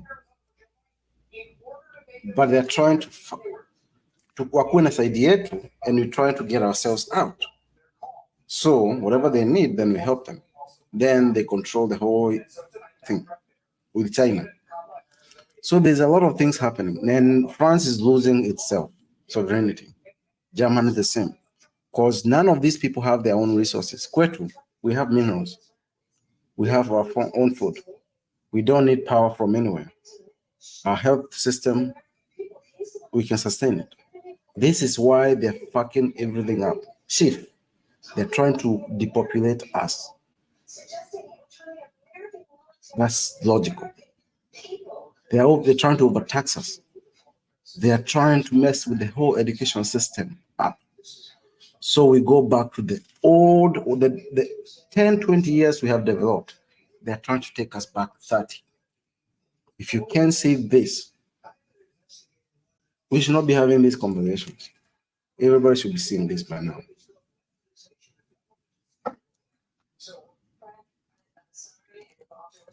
I agree with you, Vile. The West are trying to dominate us. In fact, there was a time when kuna gina, who was it? Kuna Atticus na mtu mwingine, this young guy who kuja hapa once in a while. But anyway, we were just talking about that. Alafu, we were arguing about, I mean, the argument was that Russia, they are not the best option kwa sababu hao pia wanataka to dominate. And my argument was, I'm not saying that Russia are angels in this, but look at what they are doing in Burkina Faso. You know, our dominate to the extent ambao wana interfere with your internal affairs. Russia, they're just like, listen, sisi tutakupatia technology, tutakupatia some soldiers of us wakusaidie kuchapana na hao watu wa NATO, ndio msikwae wasichange hiyo nini yenu serikali yenu. Then get your stuff together.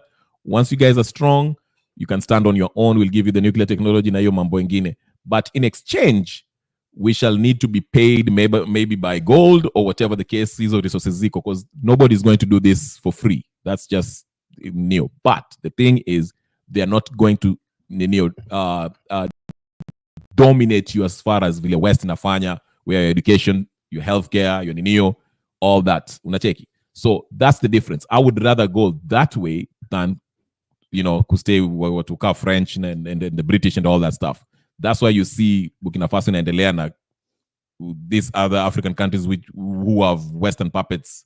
We are where we are. We are just being dominated na hiyo mambo ingine. So China, no. China is just, China ni kama China are worse. China pia, I don't trust them, but the Russian, and it makes sense because Russia pia, they're playing chess with the US. Wanaangalia wakiwasaidia hivyo, you can be their allies ikifika, hii global chess game ambayo inaendelea globally. You can be their allies, so vita ikichapana Africa, they can always say, kipu kuna kitu ya kusema? I know you cannot agree with China because China cannot come to Kibra and watujengee tu barabara na hiyo imetosha. Warudi nyumbani. Jenga hiyo barabara na wanaweza chengea hata nyinyi nyumba pale Karen nini inaitwaje kileleshwa na Lavington na mtakubali hiyo, lakini wakikuja Kibera na waambie wanafungua mahali ya kuosha mikono inaitwa Shofco, mnakubali hiyo. Hiyo inatoka US. Lakini ikitoka China mtakataa kuosha mikono. Wakikuja na NGO inaitwa North Carolina in Kibera, mtakubali, lakini sio China in Kibera. Mtakubali, mtakataa. Lakini unaona vile with Americans than even China or Japan or any other country. They agree with America. Ni ukweli, lakini nasema unajua China, unaona vile wa China wanatesa watu, mnachapo kazini na I mean hata biliona video. That is what should be done to Africans. They are rude people. Asema walimu kabisa. Wewe. Listen to me Kenya Rebel. That is why we have CDC in Kisumu and CDC in Kericho. Center for Disease Control from America. I don't know who say that the diseases cannot be controlled by Africans by themselves. We have KMTC. Listen, and also all sorts of other things that we are sending to Australia, and they are the best nurses in Australia and even America. But anything that comes from America, tunaiabudu sana na tunakubali kabisa sana. Mpaka wanakuja mpaka na USA. They come with USA and we agree on that. No. There is no China aid in Kenya because Chinese, they know that Africans cannot agree on that, especially Kenyans. They only want USA or Canada aid. I refuse to agree with you. You have to. I refuse to agree with you. No, that is the truth. No. That is the truth. I will not agree with you. You know what, Ken? You know what? You're not K. You are the one who said Kenya is under UK and US. That is why you're refusing to agree with me. No. Skiza, Because let me you are explain now it to you. substantiating exactly. Can I explain it to what you? say that you are refusing to agree with me. Because Can I explain it to you? support, Can I just you explain? support that Kenya is under Because I UK said no. and under US. Just because I said no, you have to let me give my point too. Kwani ulifanya debate nini? Debate nini? Class gani? No. Let's continue. Let's continue. No problem. Endeleeni, menyeni. Nasema, you do not, China, it's kind of, if you consider the best of the evils, China could better cause, at least you can see what they're doing. What I now refuse is to allow ujinga iingie in our conversations. Because unasema unachapa watu, and you think that's okay? Where enda China uchape mtu uone utafanya nini? You get deported and you go to jail. Respect our people. Respect is earned. Ukuja hata tukuja tukuambie unatujengea njia hapa. Respect our place. This mindset, that's what we have to change. Ukikuja tunakuja kazi. Respect the people who live there, even if they work for you. This mindset have to change. Okay, I agree with you on what you are saying on respecting our people. Even me, even from where I am, I cannot be justified to be black. I know I'm black, and you cannot do something that you want to show me that I'm black in a very indirect way. I'll tell you to the face that I'm black, my friend. Don't show me that I'm black. I know I'm black. I cannot allow that. And these people, they know that. Now, Captain, wewe uko black. Hata kwa giza sikuoni. Naona umeenda kwa kinyozi, but sorry, go ahead. That is it. Kay, what I'm trying to bring in, Kay, is that when it comes to there's some simple issues that our people, we are Kenyans and we are Africans, that our people, you understand. Unless kama kazi ni ya Kenya mwenzao ndio wataweza kubali. Lakini mimi najua huyu Kay ni wa China. Alafu bado anataka kunikalia kichwa. Na kuna Chinese alikuja jana saa 4:30 kazi badala ya kuingia saa 4 kamili. So I'll even put to test the waters by coming in at 10:30, but not 10. That is why they end up being beaten for nothing. Okay. No. Kama unasema, and I still don't agree with you. Kama unasema, kama mtu afanyi what they're supposed to do. Me at the story ya China, me nataka tufanye South Korea. If you're corrupt, it's a capital crime. Capital crime. Ndio, anybody who serves in the government, if something doesn't work, I try to do this. It's not like I was trying to steal. It didn't work. So, but we have to respect our people. Tukianza kuongea nini sijui unachapa watu. Kama unasema, if you're corrupt, then we deal with you in the most extreme ways. I agree with that. But don't confuse kusema contractors and mistreat our people. That have to be understood clearly. I even did not understand anyway how Kenya Rebel meant when he said kuchapa watu wetu. I think I mean in a way that let me. But so many times, I saw in a scenario in a hotel in Lavington where one of our people was beaten by Chinese because of, I think, alichelewa kidogo, which is uncalled for. Kila mtu uchelewa. With a very proper explanation, understand warning or whatever. But ile unachukua kiboko, ile unachapa mtoto nyumbani kwa sababu amefanya makosa kidogo, unaanza kuchapa mtu mzima, it was not allowed and it is uncalled for. Maybe that is one of the examples that Kenya Rebel was trying to bring in. But what I know, the management of our country is from UK. Of course, we know that. Everybody knows that. And again, the US has come in just the other day. That is why so many things are so much confused. So we are so much confused in Kenya that we don't know when we say, I understand, and when we say, I get it. No. Keep. Niko explainie. Keep me explaining. Yeah. Mm-hmm. So this is what is happening. US just joined in. So before ilikuwa ni UK was stealing our gold, the fake kingdom nonsense, the Commonwealth nonsense. So I think we got sold or got exploited by two countries. That's why the pressure is too much for our resources, if you think about it. Mm-hmm. On top of that, China inatuiba bado. So we're just exploited from each and every way. That's why life is so hard, if you think about it. Sure. Okay.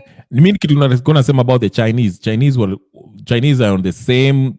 Hawana difference na nini the West. They are trying to dominate. Ndio maana unaona wanakupatia loans kama I think it's Zambia.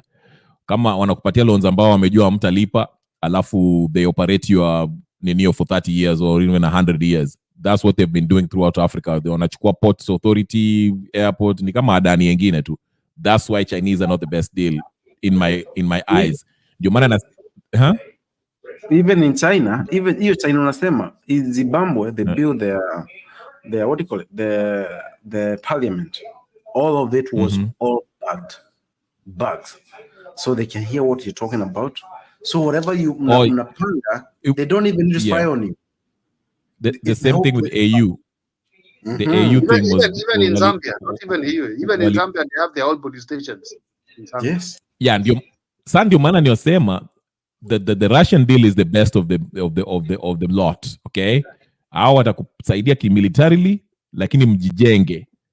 Ndio maana nasema while unajua kitu what tunafaa kufanya kile kitu vile Gaddafi alikuwa anaifanya. Gaddafi was doing this. Gaddafi was providing incentives vijana wetu wapate hizo skills za engineer, ndio in 30 years of 10 or 20 we don't need Chinese engineers to come build our roads. We can learn from the Chinese or from these ninio, alafu tukisha ninio hao watu wako nje, hiyo engineers wamesoma wako huko States, America, Australia, Europe, wanakuja wajenge hizi barabara. But to KK's point, which is also important, we can borrow something which Singapore and China and North Korea wanafanya. Ukipatikana umeiba hata shilingi moja, ufisadi, you get hanged.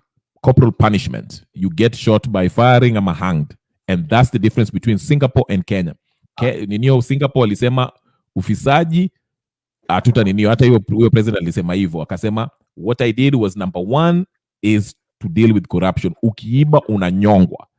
My friend, that's the biggest, because Kenya iko na pesa. Kuna watu, we make a lot of GDP yetu iko quite ninio. People we produce a lot.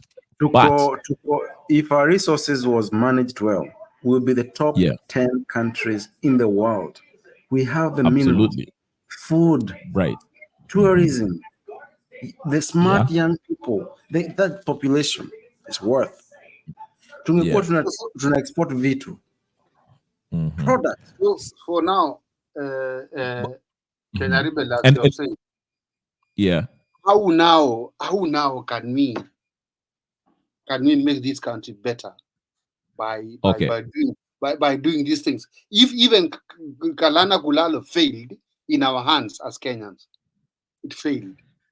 Ndio maana niko nasema hivi, and this is a discussion that I had with those two folks, and I was saying this: you will need, as Kenyans, hata saizi tukileta tuseme tuweke Okiya Mtata, whatever the case is, or a leader who is not compromised, let me just use that, you will need to protect yourself as a country. The reason why Burkina Faso is rapidly growing economically now and they are getting a hold of their economy is because the Russians are there to protect them. Ibrahim Traore has survived, I don't know how many assassination attempts on his life. One being last week. Yes, one being last week. Even this week, yeah, too. Yes, thank you. So ndio maana nasema hata Okiya Mtata akichukua ukiingia usukani saizi, you become the president of Kenya, na aanze kufanya hizo vitu, he'll be assassinated within a month. So he has to bring in I was advocating for what was the name? They changed their name. What was that Russian ninio ile mercenary group ilikuwa naitwaje? What was the name? I don't like them. Wagner is a terrible group. No, they've changed their names. They don't hawaitwi Wagner anymore. their name is something of Africa, whatever. Because before they used to be we just need weapons. We do not need no. We need weapons. Okay. We have to go Nani, the first away. KK, wacha nikwambie. Outashinda US with your AK-47 or whatever the case is, and nobody's trained on using weapons. Gani fight against the okay, all right, let's use your argument. Saizu, what kind of weapon unataka kuwa nayo in Kenya to defend yourself? Drones. Because we are now in a fight within the country. Okay, sawa. Wait, wako na ninio, wako na their airbase in where is it? Is in Laikipia or whatever the case is, somewhere in northeastern we somewhere. Take it back. We take it back. We take it back. Nani. Let's be reasonable. We take it back. Listen to me. Let's walk through this. I want us to be realistic. Wako na warships on Indian Ocean. Wako na intercontinental ballistic missiles. You are going to beat them with your drones? No. The point is, ukikuja, and I want you to hear me out logically. You're not attacking another country. Umesema tu, this person, let me finish. I'm listening. This person is not the president anymore. And you show the evidence globally. So the West cannot twist the story. Najua the West, one of the things that they have is the media. If you think about it, in the West, all of us, how often do you see Gaza, Lebanon? And one thing you see a war Israel is fighting with this. That's not the case. It's Israel attacking these people.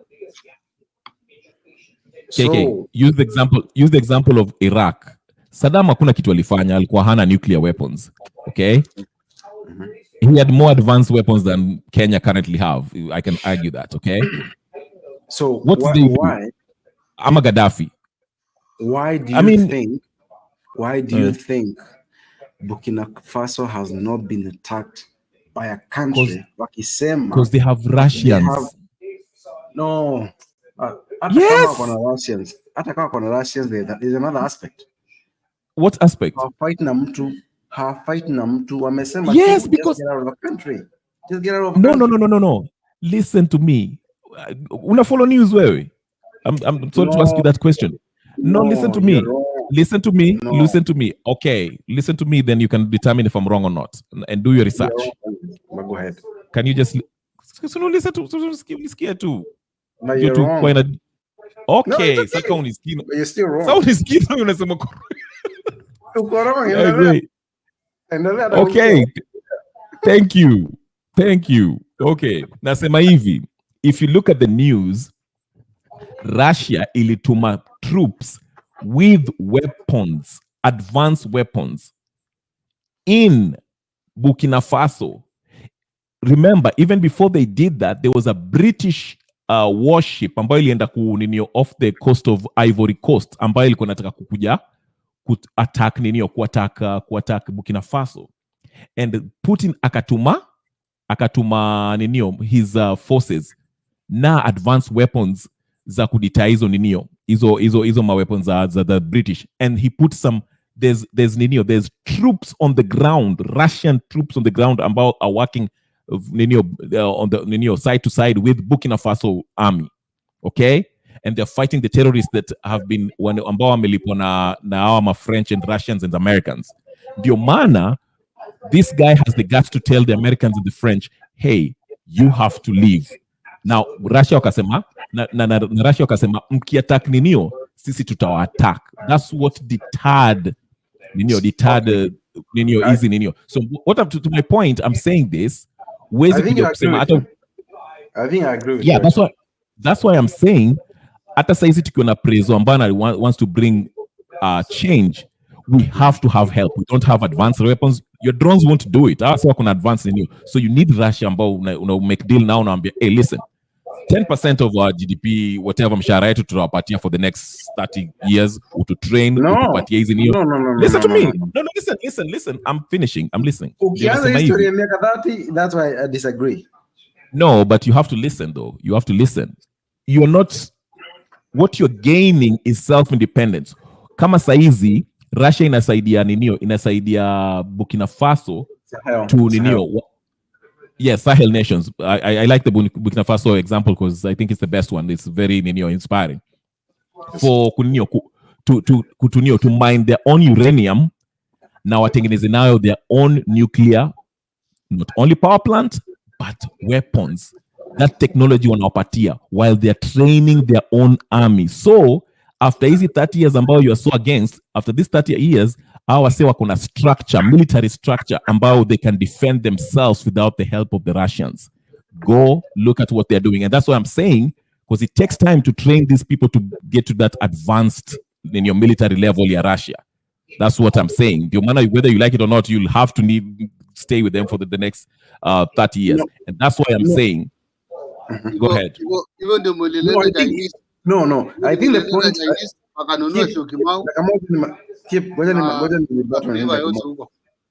keep Dakamoja, please. Kenya, we agree. I think ile kitu niko nadhani to agree ni ama whatever I think we don't agree is hii miaka tunasema we have to put money value on things. So we don't fall for one pan to another bad pan. Tuseme, okay, we need these weapons. How much will they cost for? We need this, we need experts. Takulipa $10 billion. Because we know we have resources. So hii itakuwa na deni yetu between us, we support each other. So utakuja utapatia weapons, alafu utapatia watu wengine kutrain, but we control each and every aspect. I don't want us to move from another slave owner to another one. That's my only concern. It makes okay sense. Just to Ninio, you're not losing your control. You actually have your control. The Ninio, the payment, because remember, hata ukisema okay, tusaidia na hizo weapons zenu, they cost you 10 billion, whatever. The kind of loan or the money that they will ask for, hawezi kuipay immediately. That's why Russians wanna make deal na nyinyi wanasema, hey, listen, Burkina Faso, you are rich in cotton, you are rich in uranium.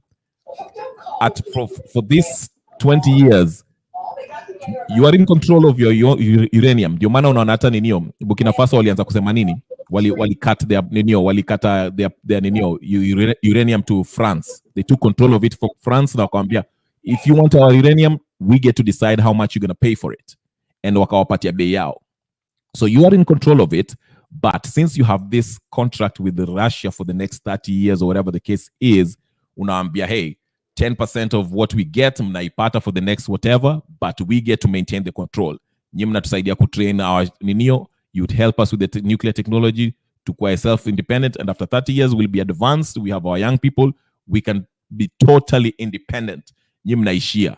Maybe we can have a military, agreements so that kama ile ninio vile China wako nayo with Russia, if China is attacked, Russia wataingia and all that stuff. So that's how a realistic way of doing it. Other than that, I would say, okay, mtata atakiingia hapo akaanza ku make change. Watasema, oh, he's a communist, he's a terrorist, just bullshit reasons, alafu watambomb or whatever the case is. You know how they can make up anything. So that's what I'm saying. But anyway, people kuna kitu yasema inatokea ni 10%.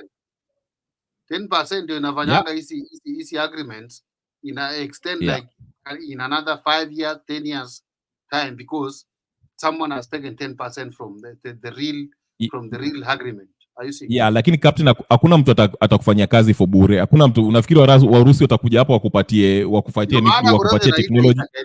So unaona unakubali. Corruption unatuta mali. No. How are they dealing with corruption in Burkina Faso? Hii 10% si ya wanasiasa. Hii ni ya wakina Urusi, wa Russia. Mnasikizana nao hivi ndio tutawalipa. That's how you do the deal. Lakini si ati lakini Kenya Rebel, let me ask you a question and I want you to hear me out. Yes, I will. And we'll wrap this thing in 5 minutes because I have to unfortunately. But go ahead. Go ahead, KK. Why is your point so much into Russia? Don't you see what happened to Bangladesh? Bangladesh people walked. They do now. They are taking their country back. We do not have to have one model only. We try all Okay. other. Yeah, but mi nakwambia hivi, Bangladesh is fairly a new government. Let's see. We don't know who's really calling the shots, how things will pan out. We are They're yet still to better see. than ours.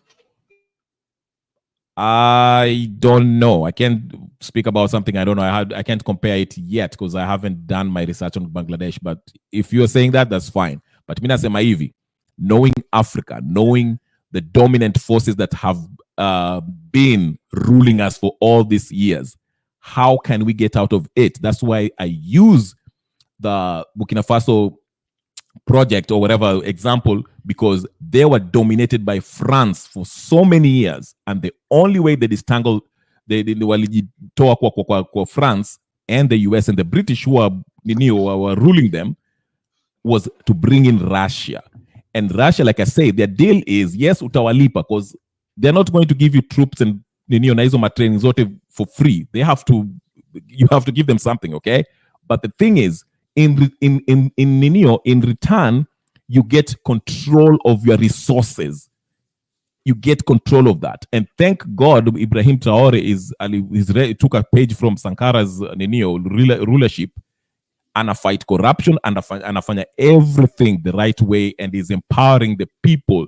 That way, in the next 30 years, they can be independent. You can have a superpower Africa, which has a deal with the Ninio.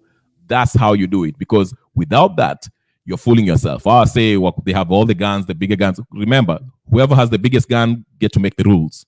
That's why the British and the US are dominating most of the globe. And ndio maana unaona hata hata Bangladesh, before that, they were being ruled by the British indirectly. We don't know. We are yet to see. I don't know. I haven't done my research. I don't know about the new Nino. But yeah, so that's how that's how these things happen, especially in Africa. So anyway, Kip, Captain, any last words before I wrap up? Then we go to KK in the last one. How do you think we will have a powerful Africa when you are still impeaching deputy president? Any other thing like that in Africa, in any country in Africa? It's only you in Kenya you want to be so extraordinary that you are doing unnecessary things because you want to loot. No, there's nothing like being powerful in Africa, Kenya Rebel. If we are still going back to I don't even call that one Moi era or Kenyatta era, Kenyatta themselves. I think that is a colonialism thing that we are now doing in Kenya. That's very wrong. Okay. That's very Fair wrong. Point. Kenyatta, KK? the son, was he a fool not to impeach his deputy, who is now the president? Is William Ruto proving Uhuru Kenyatta that you are so much a fool that you did not impeach me? What does that mean? That's a good discussion. Tunaweza kuiendelea kesho. What does that mean? That's a good discussion. Does it We mean can have that that William conversation. Ruto trying to justify to Uhuru Kenyatta that you are so much a fool? You didn't know that you were supposed to be impeached. So now let me show you by impeaching my deputy, so that you can know I was supposed to be impeached. That's another way of looking at it. That's another way of looking at it. I look this in a very different way. Which is okay, which is fine. That might be, again, no one is right, no one is wrong. Let it be a story of another day. Not today, Yes. but Tutaichambua kesho. let the Senate sack Gachahua tomorrow. Yeah, wachana Gachahua bwana. Gachahua, as much as I'm not a fan of him, but kufanya vitu just in a wrong way. Wrong is wrong, right is right. Wachana na Gachahua kae hapo. Tukiwatoa tuwatoe as a group. But KK, endelea. Your last maoni yako ya mwisho. Maoni yangu tu ni moja. And this is a message to one good old Ruto. We're here. Whatever you've been waiting for, whatever you've been doing. Umeuliza how many times? Who is funding this movement? We're here. You're trying to fool us. This is not 1980s. This is 2024. 44 years. 44 years. Keep joking around. Whatever you're looking for, you find for it. You find it very soon.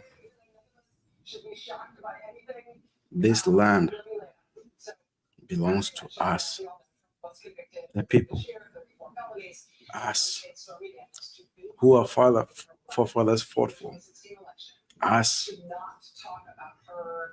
the blood of the kids you have killed. Okay. Ya dunia ni haya hapa tu. Haya, Ruto umesikia, umeambiwa na keke hizo madamu utalipa. So Ruto, if you're watching I don't think he's watching, but kana angalia ni sawa. No, ako hapa. By the way, Sunday Ruto unafikiri Ruto anaangalia channel ndogo kama hivi? Mimi wanasikiza.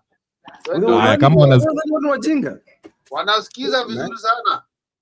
Ruto, ukiwanyonga anza na captain na keke. Let me tell you why they are listening. Let me prove to you that they are listening. Do you remember someday I said, why should we have a Kisii County?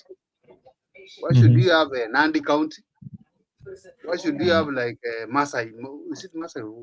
Those counties that they have names of some tribes. Did you heard that even the other body of Kaparo akisema hiyo counties lazima ibadilishwe majina zote? You remember? Yeah, nakumbuka. I complained, lakini the other day wakaanza kusema we need to change those names. You don't know those names. These people, they are hearing what we are talking about here. Kuna saa hii kina Ituri wako tu macho itu hivi tu, wametoa macho nje. Hawalani. Sasa wanakuja kesho wanawachezea. Unajua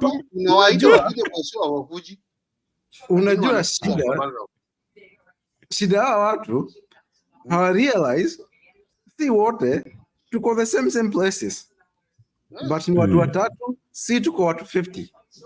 Eventually 50 versus 3 always win. So keep doing whatever you're doing. Eventually tutapatana tu kwenye tutapatana. Eventually the message will have reached there. But yeah, soon. Sawa. Haya, nawashukuru. Sunday, let's go. Sunday 20th. I'll be here tomorrow pia, mkitaka kuingia muingie. I'll see how it goes. But thank you guys. Thank you so much. It was actually a very good conversation by KK and Captain kama kawaida. Msikose, always come visit hapa. Na mimi sitawanyima link. Ukiuitisha nitawakupatia. Usikuje hapa na unanigombeza Captain wewe. Unakuja hapa unataka kutusomea kwa studio badala ya control studio. Unataka kutuendesha vile unataka. Wewe uanze kuitisha pesa? Order. Twendeni kwa Bernard basi, twendeni kwa Bernard. Sawa basi. Wataleta PK saizi ama nani anaitwa Julia. Ama Mato. Sawa. But anyway guys, lakini uendi unaenda tu comment section hapo kidogo unapotea. Mimi siwezi kutoa hata comment. Nilikwambia mimi nikichungulia wanaleta wazima moto. Siwezi hata comment, walini block. So anyway, sawa. Anyway guys, good night ama good morning pale huko, good evening, good sijui nini. Tuonane kesho jamani. Haya. Peace and blessings. Asanteni sana. Hata niangalie Bernard anaongea nini huko.